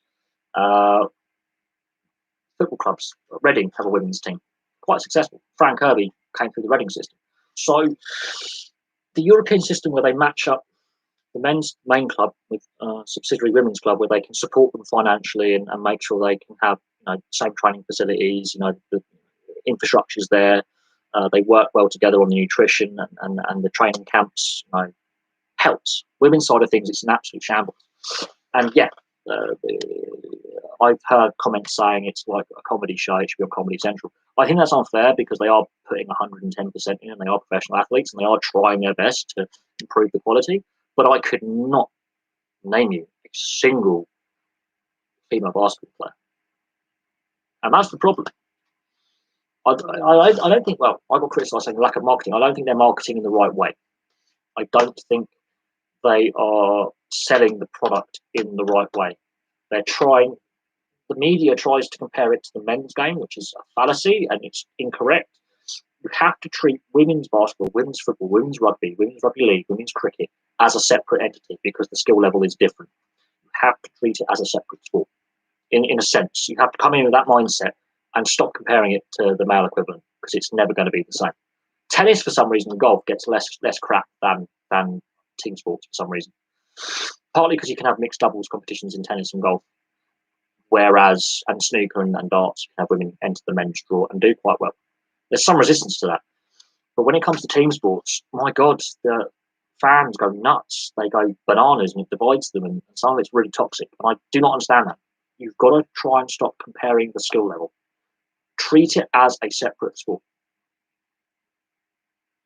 Honestly, I don't mind. I watch the cricket. Unfortunately, the TV rights in this country is a bit of a shambles with it all being behind a paywall, which I think is wrong. And I think the ECB are on the back foot with the 100, and they're trying to force this on us. Which we don't want. We just want the existing formats on free-to-air TV. We don't want a brand new sport, which is what the 100 is. It's a mess. The rules make no sense.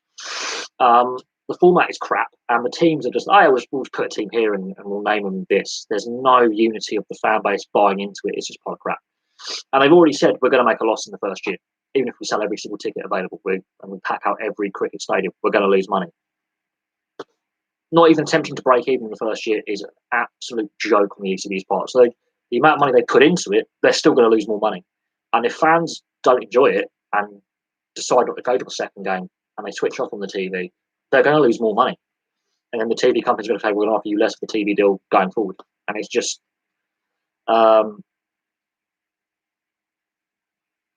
women's sport. I think the women's soccer team have now become the villains. Rapone,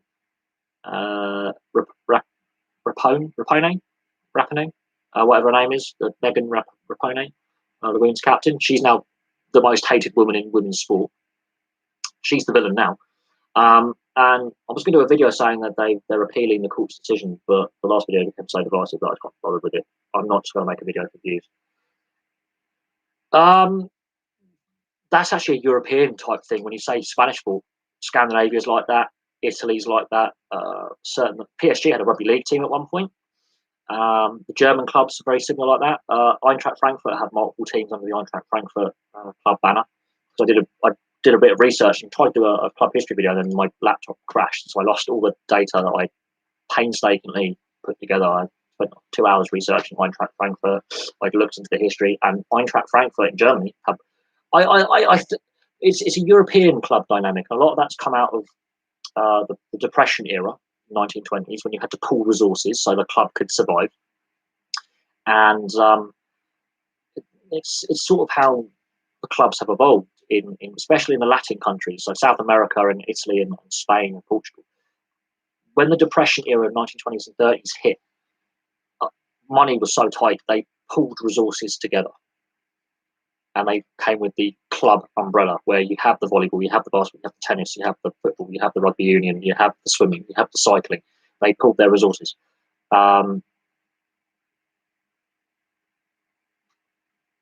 That in itself is how the dynamic works. It's to do with the economic downturn that countries faced across Europe. Worse than I think in the UK. I think you'll find in Germany, Spain, Italy, the Depression era was really bad. Hence why you had all the dictatorships, because they were so badly affected by weak governance and poor economic outlook that they pulled their resources. So you had all the clubs, so you would have athletes competing in the Olympics who would take part in 5 or 6 events under the club banner. Ranatunga and Alex Stewart. Oh God, that goes back to the 90s. Yeah, you do need a villain when it comes to sport. You can sell a rivalry when you have the villains, the hero and the villain. Megan Rapinoe right now is the villain of women's football or women's soccer. She is the villain right now. I think it's not what they're saying is wrong. It's how they're going about their pay dispute with the women's soccer team. And yeah, at international level, they get paid more. But at club level, they don't, because club level, no one cares. That's the problem with women's football in North America. The European system, where the men's club supports the women's club and they have the women's arm of the club, works better. They are slowly growing the game. The European football and Japan as well are doing quite well on that front, and South America as well. The European style of the men's club has the women's club attached. I think is the better model. This is where the MLS franchises should go. We'll have a women's team. They might be able to sell more tickets because you can buy one ticket for both games and marry up the fixtures. So you have the women's equivalent of the men's team, and they play the same fixture list. Then you might get a ticket, 2 tickets for the price of one. You get both matches on the same day. I think, yeah, I do miss some trash talking. I do like it. Obviously, the sports authorities want to make things every family friendly. Um, but no, I do like it when there's a bit of spite between players like Roy Keane and Vieira. Well, I don't like Arsenal and I don't like Man United. That for me was heated rivalry between two players, Alf-Inge Haaland and Roy Keane as well. Roy Keane had a lot of enemies in his own dressing room and on the opposition. Um, a non-football nation, I think Japan, um, Japan or Korea, because they've got professional leagues that are well watched and are growing in quality. And I've watched a bit of the Japanese league and a bit of the Korean league on the internet, and yeah, it is kind of interesting to watch. And the fans are going mad. They do pack out their stadiums. They got the infrastructure in place. Um, the chirping in the NHL and other leagues. When I go to see my local team play, because it's such a small arena, when it's a quiet spell, you can hear them swearing at each other. You can hear them going. And because the two top tiers in this country are 10-team leagues, um, you play each other quite regularly. So you develop rivalries between certain players and certain teams really hate each other because they see each other so often that when a dirty play happens in one game, players remember. They remember that dirty hit from the second game of the season in let's say a 6-game series over the season. They remember that, and they'll get carried through for the next 5 games. They will go for it. There is a fair bit of distrust and dislike between players, but off the ice, a lot of them get on quite well. It's on the ice. There are certain players who have been known as oh yeah, we see a lot British hockey fights. There's a lot of fighting was down last season for whatever reason, but the seasons before it had gone up. Yeah, you do get a fair bit of physical play. That I've seen bench clearing brawls. So yeah, it happens. There's a fair few dirty hits in the game. Refereeing standards aren't as good, so players get away with a bit more. There's been some pretty nasty, dirty off the puck hits. You get a lot of fights. The British Hockey Fights UK is one where he's going through, as the seasons are shut, there's no playoffs. He's going through all the fights of the various teams he played in the top level and the second tier over the last 20, 30 years. He's finding all sorts of footage. Oh my God, there is some pretty heated punch ups. There is, yeah. There's a couple of guys who've had their throats slit. What's the what was I've talked about this goalie a lot. Malarchuk, Buffalo Sabres, 88. Skate clipped him. He knows straight away he's in trouble. He lost 3 pints of ice on the ice, 3 pints of blood on the ice. In the ambulance, he said to the ambulance crew, "Can you stitch me up? My mum is watching the game. I want to be back for the third period," because he was so delirious with blood loss. He played again within a couple of weeks. He was told to take 6 months off. He played again, I think, within 2 weeks. They stitched him back up, and he was back playing within a couple of weeks. Henrik Lundqvist, the Rangers goaltender, took a puck to the neck and ruptured a blood vessel in his neck a couple of years ago. I think it was in 2015, I believe, or 2016. He took a puck up here in the game, and he missed a good 6-7 weeks with a ruptured blood vessel in his neck. There was another goalie who had his throat slit next to it, higher up, different blood vessel, so he lost less blood, but it was quite serious. Guy had his leg slashed open, lost a fair bit of blood, quite serious. It happens. It's a rare thing. It's rare.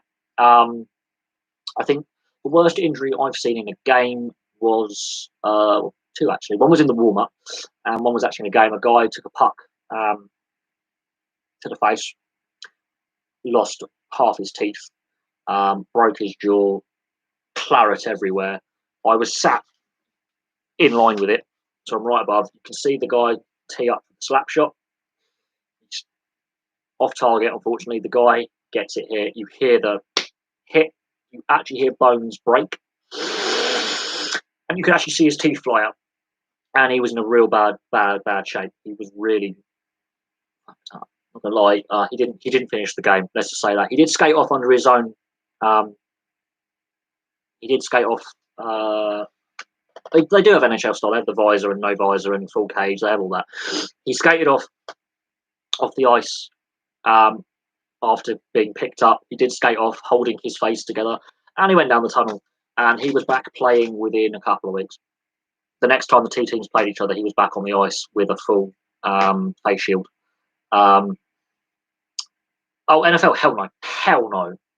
That would just be a mess. Absolutely not. Because how can you fight with a cage? No, you just break the hand. Absolutely not. Because ice hockey, you got a puck, you need full visibility. An NFL style helmet, you can't fully see where the puck's going to hit you in the side of the head, and those helmets rattle your head around. There's a reason why hockey has visors or lack of visors to the helmet. You've got to have 360 vision. There's no way you're going to see a puck. I've got my okay. That's a hockey puck. That's how big it is. That can fly about 120 mile an hour at your head. That hurts. That at 30 mile an hour will break your cheekbone. Okay, I've been hit in the leg with one of these, and it actually tore my muscle. I was in the crowd when I got hit in the leg. I limped out of that arena. I've seen fans get hit in the head with these when they've had a deflection, they've lost a bit of pace, and I've seen skulls get broken. There's a reason why the helmets are shaped as they are. I've weighed these. I've got 4 of them. They all weigh in at between 5.7 and 6.2 ounces. That is made of vulcanized rubber. This hurts. I have got 4 of them.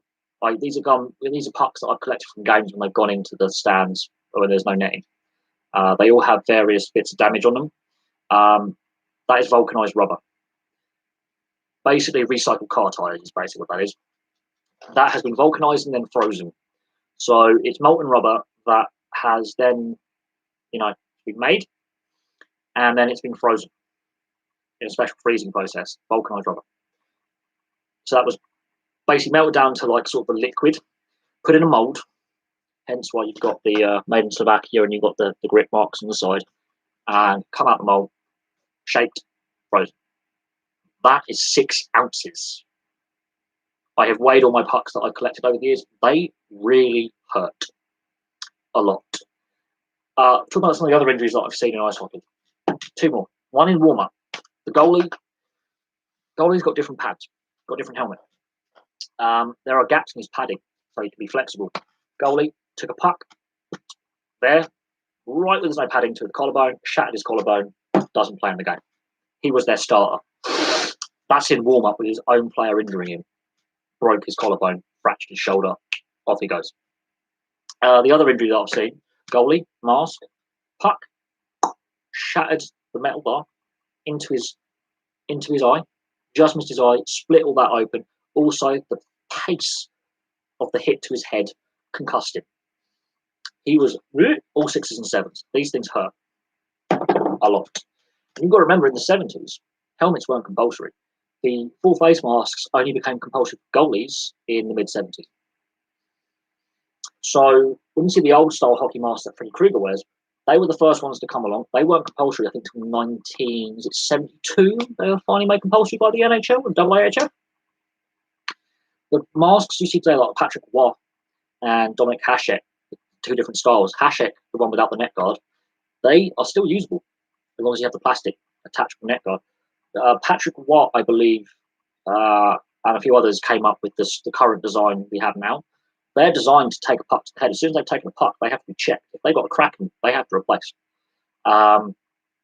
So, yeah, helmets only became compulsory for goalies in face masks, I think, 72. And I think 77 or 76 helmets for players under a certain age became compulsory, and those who were playing professionally before a certain date, before a certain age, didn't have to wear them. They had the grandfather rule, so it was optional for them. But helmets and masks for goalies became compulsory in the 70s. So you will see photographs of players, especially goalies, with multiple facial injuries that are very, very famous.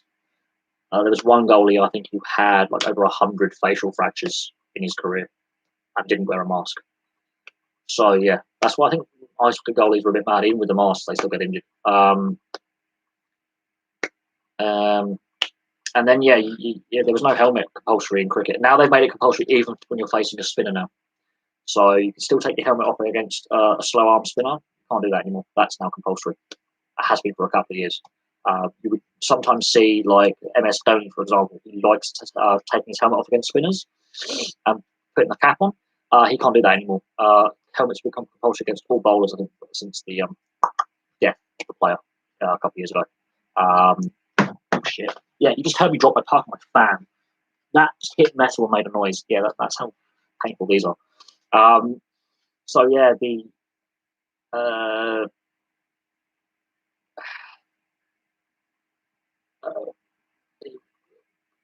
talking about Phil Hughes. Since Phil Hughes died, they've changed the rules. When you're facing a spinner, you still have to wear a helmet now. Whereas before, if you're facing a medium pacer like Paul Collingwood coming in, you could take the helmet off and wear your cap. Now you can't do that anymore. Same for the wicket keepers now. I think they're trying to force wicket keepers, even when they're 30 yards back against the fast bowler, to wear the helmet now compulsory as well when they're wicket keeping. They're trying to bring, especially when you've got the City bench, City off and City on, they normally wear helmets. Sometimes they don't. They're trying to, again, make all helmets for certain fielding positions compulsory as well. So cricket has learned from its mistakes very quickly. You would hate to wear a helmet against in the Caribbean or Indian heat. Yeah. But there's a reason why they're brought in. It's not because of comfort, I can tell you that, to keep alive. Because, yeah, getting hit there with a cricket ball really hurts. And when you're getting hit with a bouncer, let's say 80, 90 mile an hour, and it kills you, yeah, you'll know about it. Ironically, no one's actually been killed from a puck to the head. Ironically. These things will travel up to 120 mile an hour. I've seen players block shots with their face. The worst one I've seen actually in person on the TV was the Basingstoke player who got hit there. It took out all his front teeth, shattered his upper jaw, broke his lower jaw, and broke his nose. He skated off. He wanted to play on. He had lost like half his teeth and one of his jaw was hanging out. He wanted to play on because hockey players are mad. The goalie got puck hit up here, broke his helmet, damaged his eye. He got concussed. I know I've seen players get hit up here. You'll see there's forget the hockey goalie from the 50s who had like 100 puck injuries to his face. But back in the 50s, the sticks were made of wood. You could get less velocity off a slap shot or a wrist shot. So the pucks weren't going as fast. I think Shea Weber, at the moment, is the guy with the hardest shot in the NHL. McGinley, I think, used to have the hardest shot in the NHL. And we're talking like 120 mile an hour average. Some of these guys. Unofficially, I think a puck has been clocked at 130 mile an hour coming off the stick on a slap shot. These things travel. These things travel quite fast. I have seen players get hit above the nose. I've seen, was it Zach Werenski got one, or Seth Jones in the eye in the playoffs a couple of years ago against Pittsburgh in 2018. He went off. He took a puck back here, around here on this bit of the cheekbone, and he went down the tunnel, obviously to get treatment. They had a little cut here. They stitched him up. His eye closed up. He played on with one eye. He had shattered his orbital bone and his cheekbone, completely shattered this section of his head, and he played on with a broken skull. He wasn't aware how badly broken his skull was. Talking about dirty hits, I think was it Lemieux put McCarthy into the boards and broke his orbital bone, his cheekbone, and he went down the tunnel. It was right at the end of the game. Goes down. Puck ended by a puck. Yeah, there's been players whose careers have been ended by repetitive injuries, most to do with concussion, some to do with shoulder or knee or ankle injuries or back problems, like Mario Lemieux. His back's wrecked. At one point, he had to stand up on the flights from Pittsburgh to other arenas, and he had to get his teammates to lace his skates for him. I forget who constantly had to have his shoulder rebuilt, but there was one guy who had basically a neck operation to stop him being paralysed. Played on for a bit. Dustin Buffon, his ankles and knees have gone. Long contract stand off this season with the Jets, my team. It's a bit annoying. There have been some who've had to retire because their body's just given up. I know Pronger, concussion. Lindros, always injured. Never played a full season. I think he played one full season in the NHL. Eric Lindros, regularly injured. Yzerman, though, played until his mid-40s. Gordie Howe played till his 50s. Some players, Jaromir Jagr's still playing in the Czech League. So some players can go into their late 40s, early 50s. But again, that's few and far between. You have to be a pretty special talent and avoid serious injury. I look at some of the players who've had to retire due to injury. A lot of it's to do with concussion. A lot of it's to do with shoulders, necks, knees, arms, hands, ankles. It's your joints that go in hockey. Sometimes it's your back. There are a few players who've done their back in and can't play anymore because they just can't lace their skates. If you can't lace your skates, then you're done. And your back, if you've got a back issue, it's all you can't take a hit. But concussions are a big one that ends his careers. Knees. Bobby Orr retired at 28 because of his knees. He's the guy who famously scored against St. Louis in 1970 for Boston as the flying celebration. At the age of 28, his knees were done.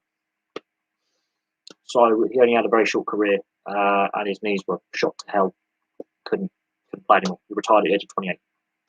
That's older than the average age of the league now. The average age of the league now is 27. So that's how short his career was. And he had to have multiple knee replacements, and he was done at 28. So, yeah, there is that. Some of them have retired very, very young. I've seen some pretty bad injuries. Some players have had some. I think, who was it who had the ruptured spleen in the game? Oh, God, I forget. Forsberg, Peter Forsberg. Yeah, a couple of Forsbergs from Sweden who play in the NHL. Peter Forsberg ruptured his spleen in the game and nearly died. And he had a lot of injuries, came back and played. Paul Kariya, concussion, and some other injuries, ended his career prematurely. Some others. But yeah, Chris Pronger, he had a few concussions and was like, "No, I'm done." He was done in his mid-30s. What?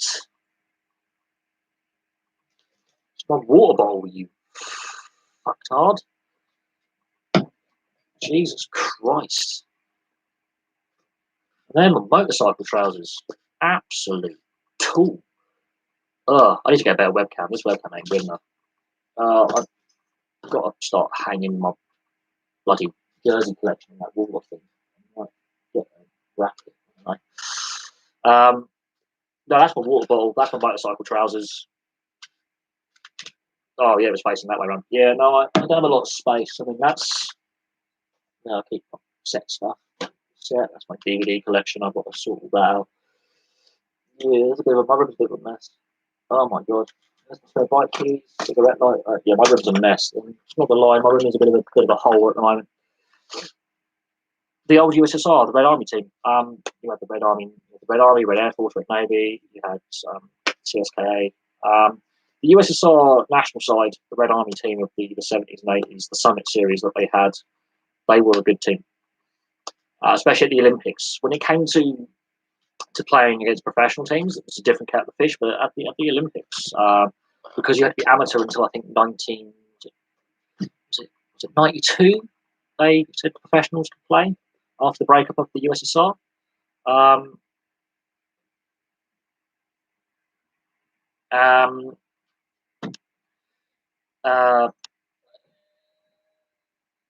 What was it? I've got to try and. The chat's got a bit mental now. Stupid chat.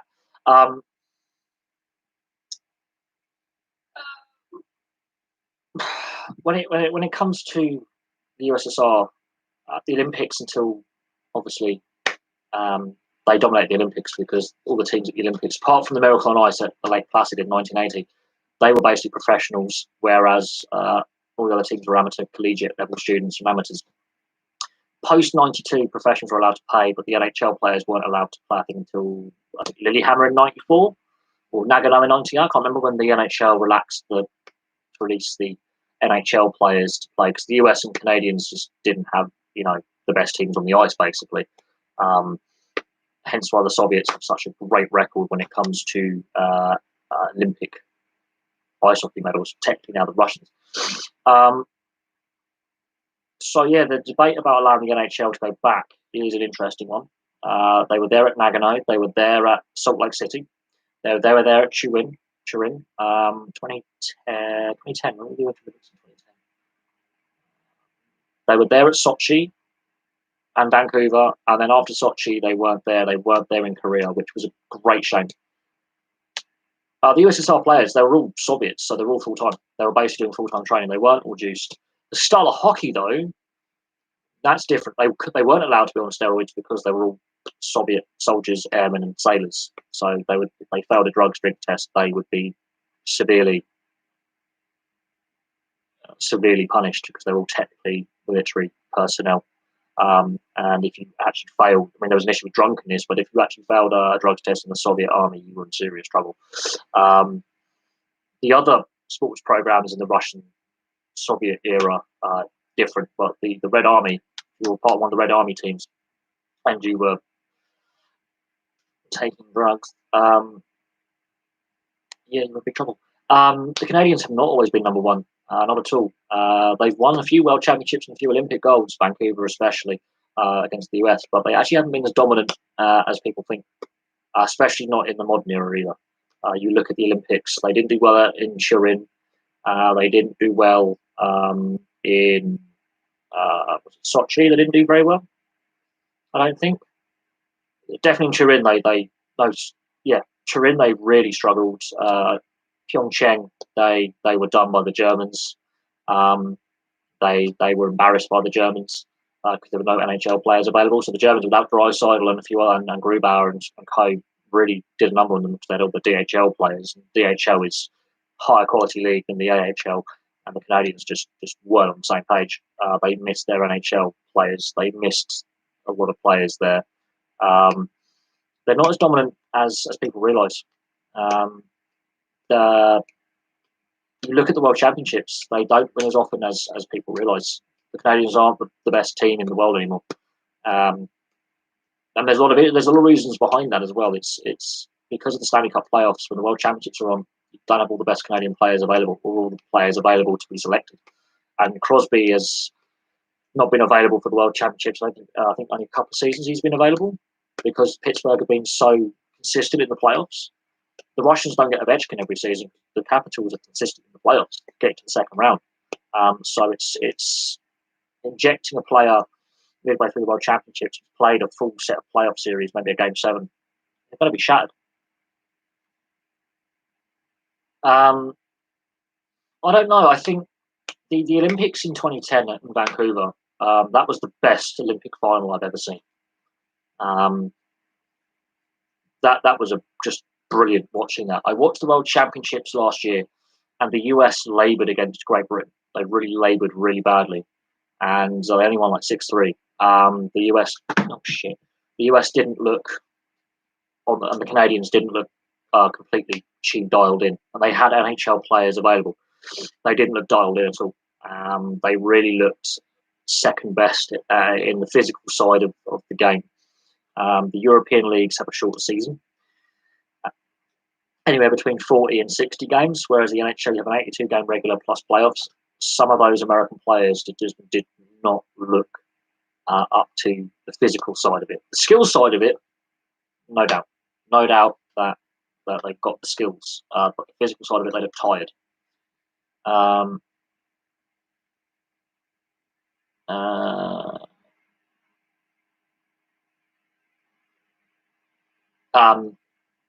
But yeah, no, the quality drop off. You could see the Canadians and the Americans were looking tired. They weren't necessarily. If the World Championships were, let's say, a month later, post Stanley Cup, they played in the height of summer, perhaps. You may see A, the TV audience be better in the US and Canada, and B, you might see better hockey. Or if they move the World Championships to the preseason, then we might see players play fresher. I think the World Championships are every year. The Canadians and the US have won the World Championships in the past, but it depends what players are available that aren't in the playoffs that have been released by their teams. And it depends who's fit, who's available, and you don't always see the best US or Canadian lineups because their best players are probably playing for the best teams that are in the Stanley Cup playoffs. Whereas the European teams, their seasons are over. All the teams have released their players. They're hungry. They want to represent their country, obviously, and they're going to give it hell for leather because some of them are putting themselves in the shop window to be recognised by the NHL teams and get a free agency pickup. Yeah, the skill level is different in Europe. The rink sizes are different. They use Olympic IIHF size rinks, not NHL size rinks. It would be interesting if the World Championships were to be played in the US or Canada at some point. They would have to finish the Stanley Cup first, and then it would be interesting to see the World Championships on NHL ice, because then it gives a different dynamic. I think the World Championships being played on IIHF size ice, which is bigger, which is Olympic standard, changes the dynamic of the game. The ice rink surface is not that much different. It's just enough. It's just enough to have a different style of game. It's a different style of game. The trapezoid, for example, is not a IIHF rule. It's only an NHL rule, so the goalie can go behind that line. But no, watching the World Championships last year it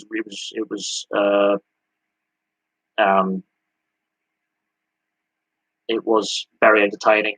Watched a lot of games. The speed of play. This is where I think the physical side of the NHL and some of the European leagues are quite physical. Like the British leagues are very physical, and that's why a lot of NHLers who winding down their careers still like playing in that league, because it's still, there's a bit of skill there, but there's a lot of physicality. Some of the European leagues don't have the physicality necessarily, so the skilled players get a bit more space. And there's a reason why the Finns are world champions. They didn't have many NHLers in their roster.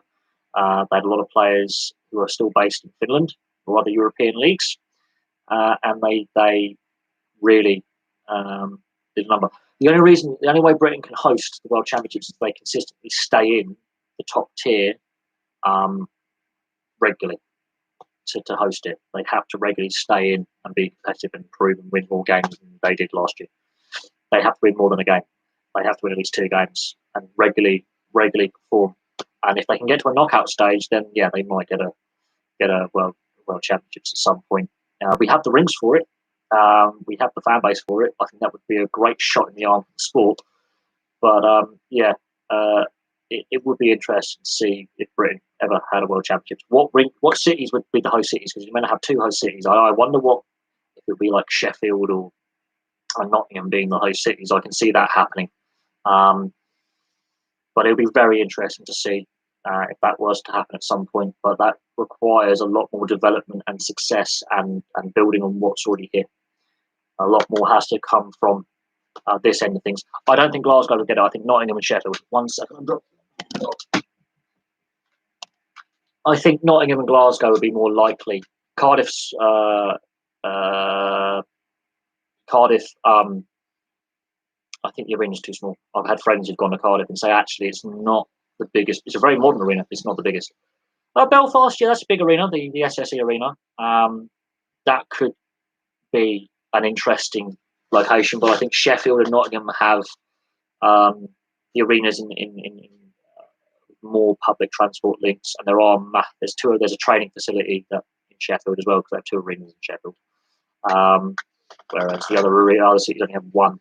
So Sheffield has 2 pretty big arenas. You've got 2 professional teams in Sheffield. I think Sheffield could be but again, this is all hypothetical, and this requires the national side getting better and better and better.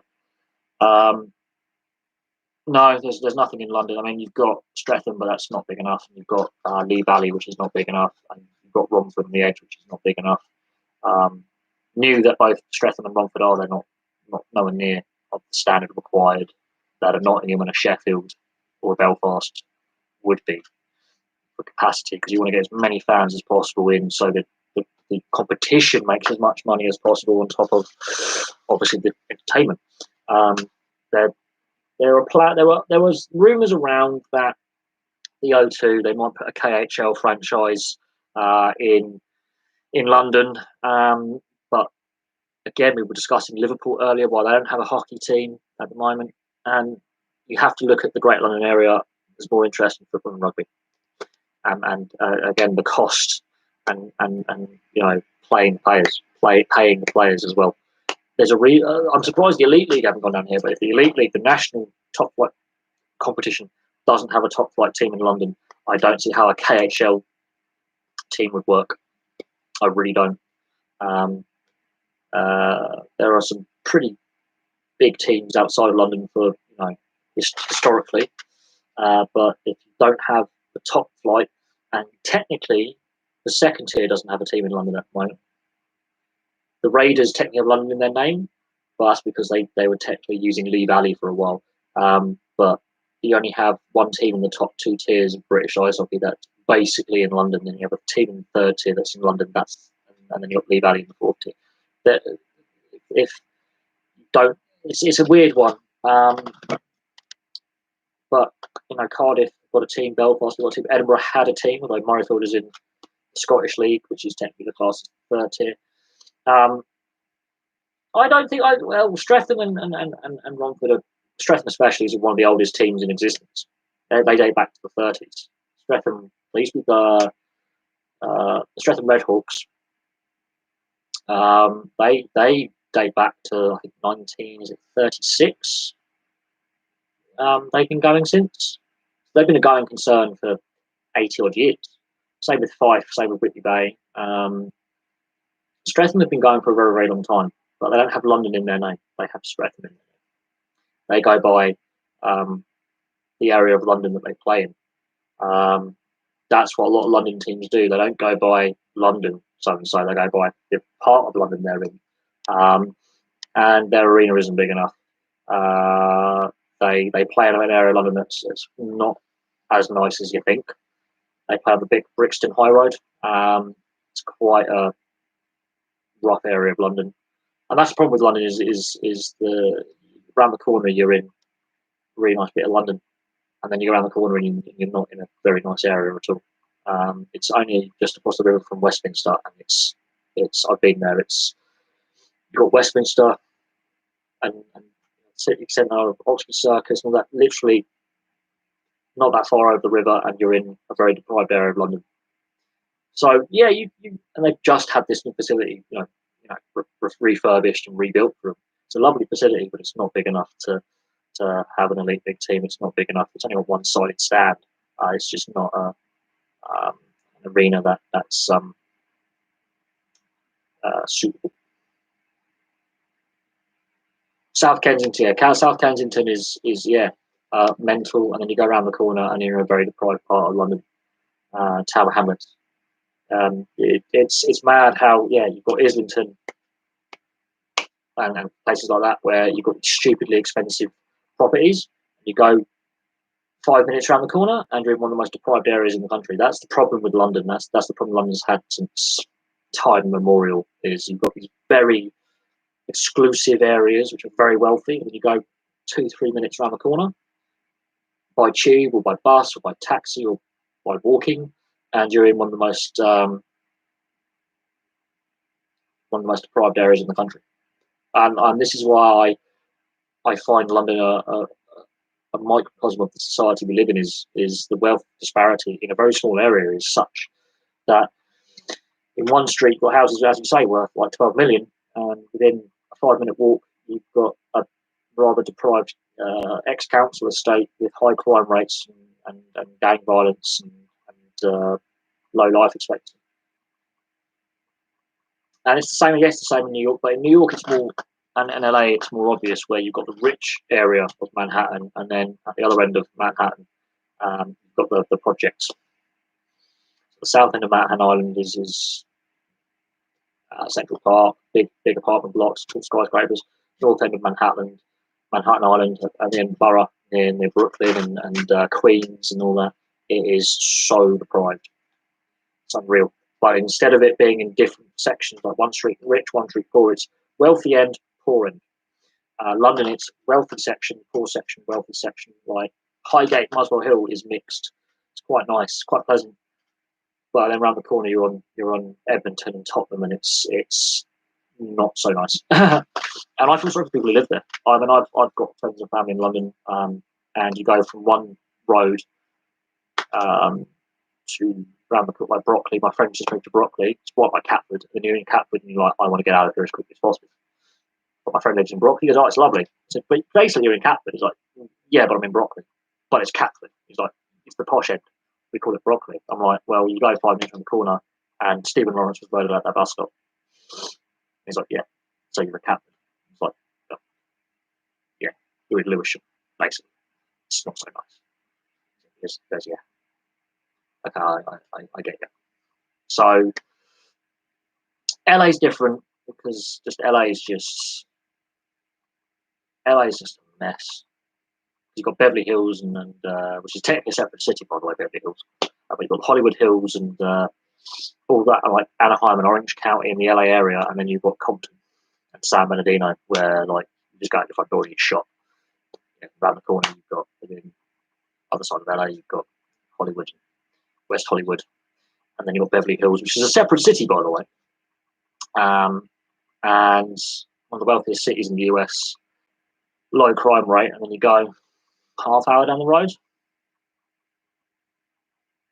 and you're in Crips and Blood Central with people drive-by shooting on a daily basis. And America is just a microcosm of what's wrong with society.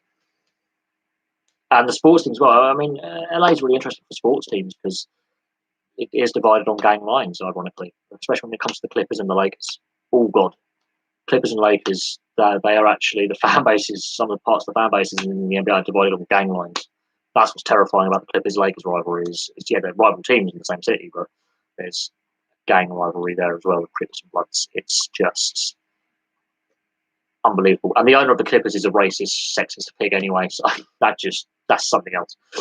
But yeah, there is a social divide. It's the same in Argentina when you go to Buenos Aires and you've got River Plate and Boca, and their stadiums are right by each other, yet they hate each other intensely. It's just there's a social aspect to that as well.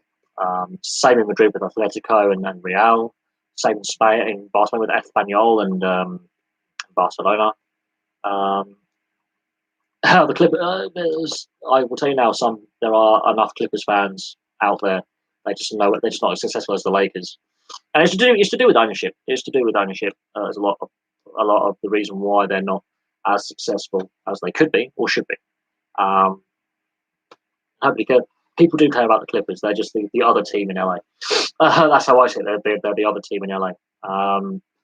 But there's definitely a fan base there, and LA can support multiple sports teams.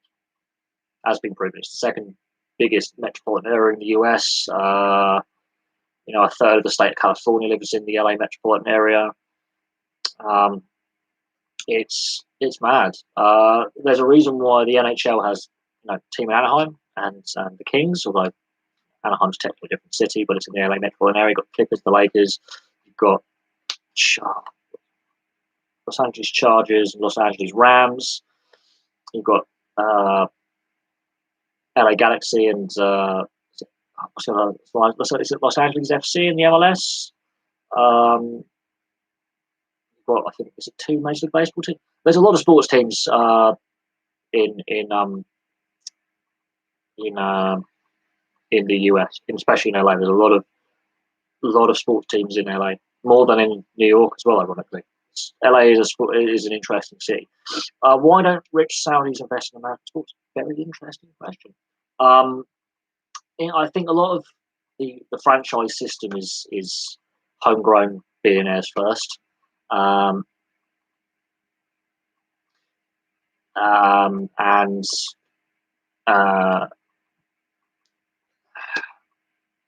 you have to look at sports ownership in the US. Most of the sports billionaires are American. It's weird. Whether they invest in the TV companies and invest with sponsorship and stuff, that's another thing entirely. But most North American sports owners are from North America.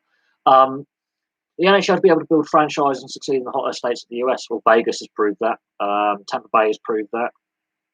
The Kings have proved that with 2 Stanley Cups. Tampa Bay with 1 Stanley Cup. Carolina's got a Stanley Cup. Arizona, Phoenix, depending how you see it, they've been to a conference final. They need a bit more sustained success. But the one that surprises me is the Florida Panthers.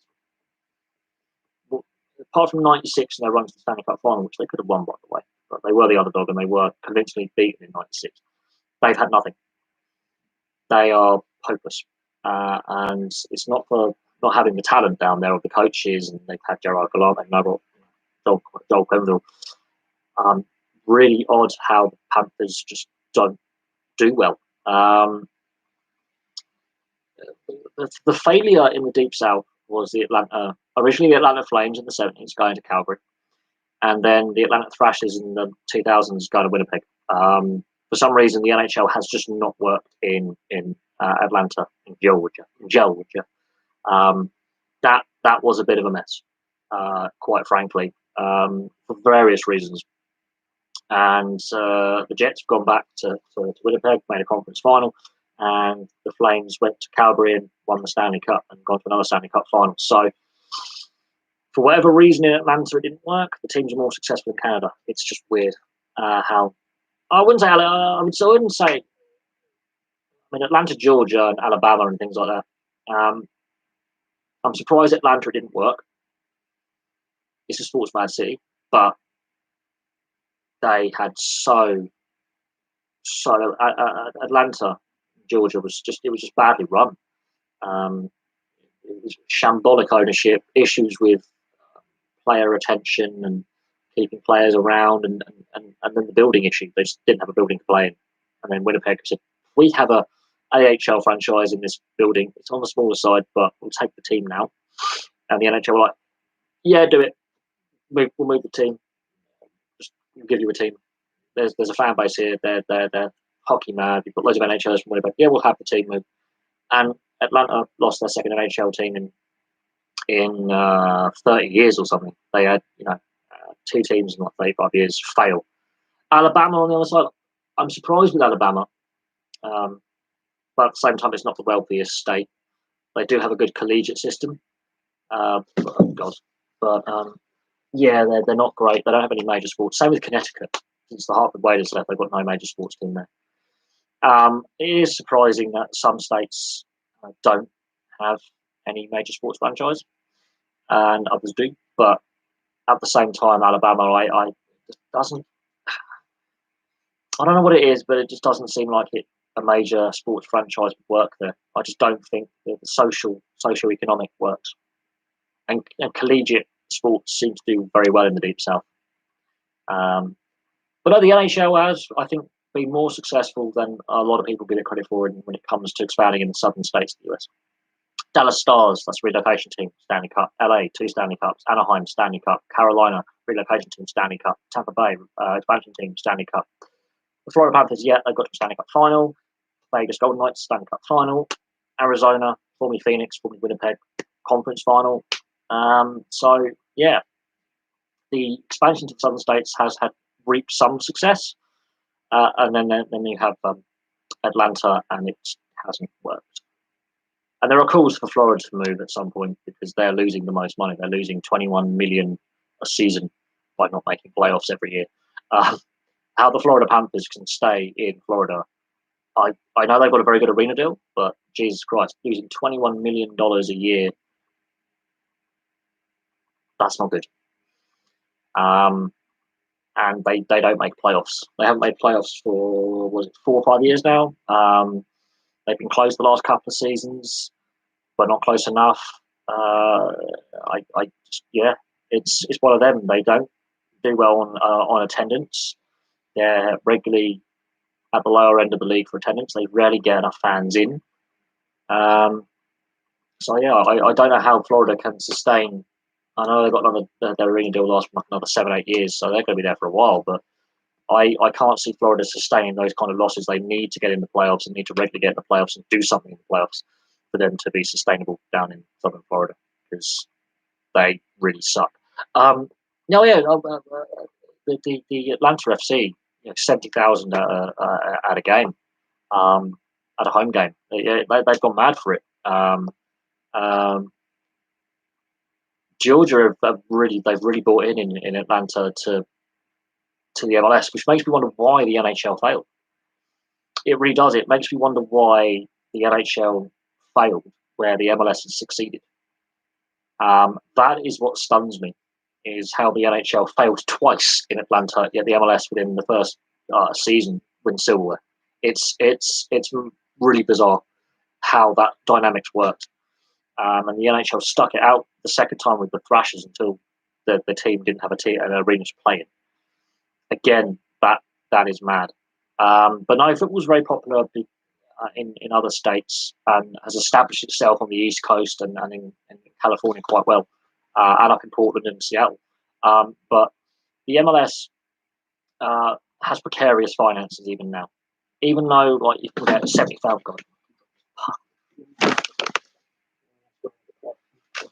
even though the MLS has shown that Atlanta you can get 70,000 fans in the stadium, the finances of the MLS are precarious. They're relying on rapid expansion. And David Beckham's Miami are obviously going to be starting at some point. And you look at the Miami-based teams. So you've got the Florida Panthers, you've got the Miami Heat, the Marlins. They don't draw well. Miami teams, for whatever reason, successful Dolphins, successful or not, they do not draw fans very well. I really don't understand that. Sports teams in Miami have been very, very, very, very successful. Fans don't turn up. Inter Miami, I hate the name as well. I don't like it. But that's what they chose to go with. I think it's a hideous name. I don't like the crest. I don't like the colours. But hey, who am I to judge? If they're successful out the gate and can be a competitive team and play really well and draw fans, who am I to judge? Yeah, I some of them I don't understand. I look at like real Salt Lake. Salt Lake City is inhabited by Mormons and Latter-day Saints. Real Salt Lake, there's nothing Latino about Utah at all. I don't get the naming of MLS teams at all. Some of them, but again, who am I to judge? Fans are buying in to what's there, and it's growing as a league and as a sport. It's got a long way to go to catch up with the four major leagues, and the national side's got to improve its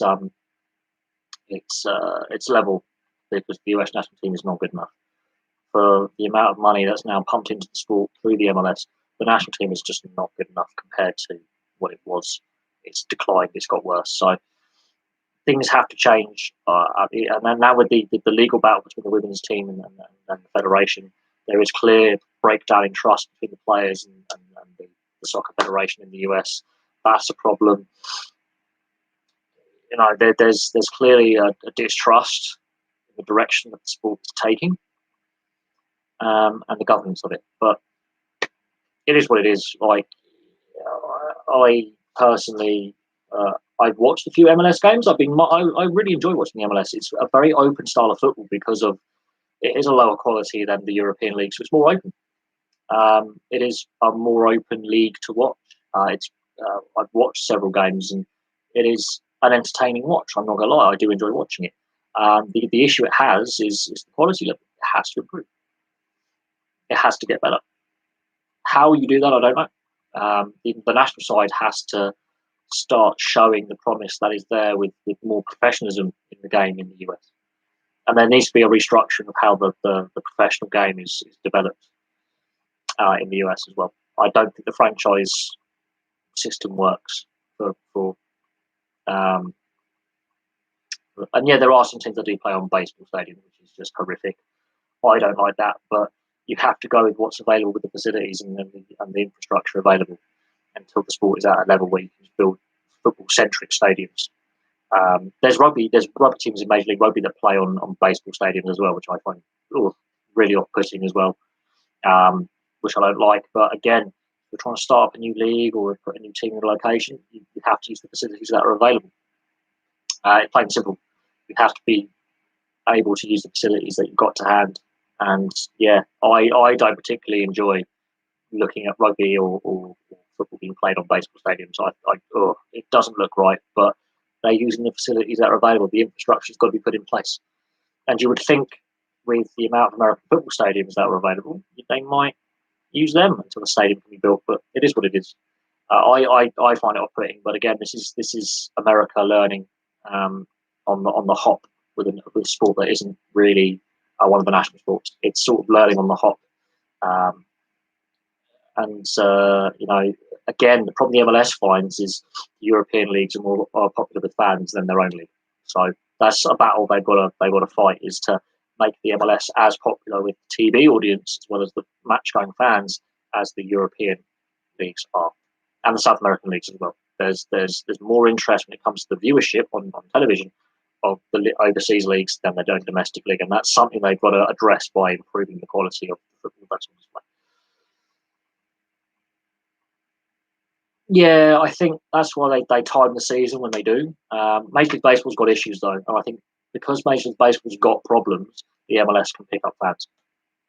Um, yeah, because the Major League Baseball's had the Astros scandal, and there's a lot of issues with Major League Baseball, declining viewership and declining numbers in stadiums. The MLS is picking up fans from that. It is. Major League Baseball's got an image problem.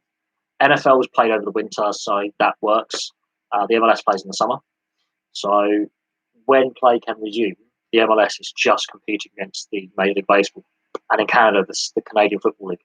So yeah, the MLS I think will win that battle eventually. Major League Baseball has got problems, massive issues, and they're not going away. And the governance of Major League Baseball is in absolute shambles right now. So, but no, I'm going to finish that there because I've been going for 3 hours now, and I need to go buy a tweet and a drink, a cup of tea. So I'm going to leave that there. Thank you very much for watching. I really appreciate all your comments and discussion. You've covered a lot of stuff. I'm going to double check the Newcastle United and see what's actually going on with that, because earlier it was rumoured that the deal had collapsed. But thought. Have a look. Breaking news.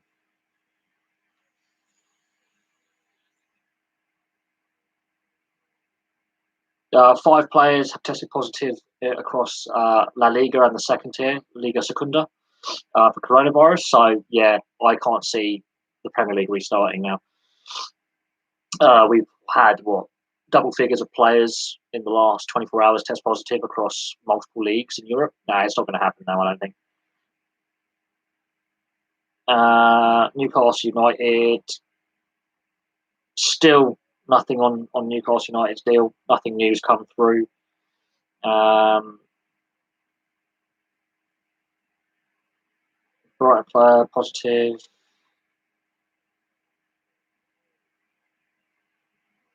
Yeah, 5 players test positive for coronavirus in Spanish football across the top 2 tiers. The SPFL are basically at war with their clubs. I'm just going to finish on this. Clubs will suffer if legal action taken against the SPFL, says chief executive. So Scottish football is, again, governance is a joke. Neil Doncaster, this guy is an absolute tool. He should not be in charge of anything. FBL chief says clubs will suffer. He's basically targeting clubs. Clubs will suffer if legal action is taken against the SPFL in the wake of the vote to end the lower league, says the league chief Neil Doncaster. This guy is an absolute tool.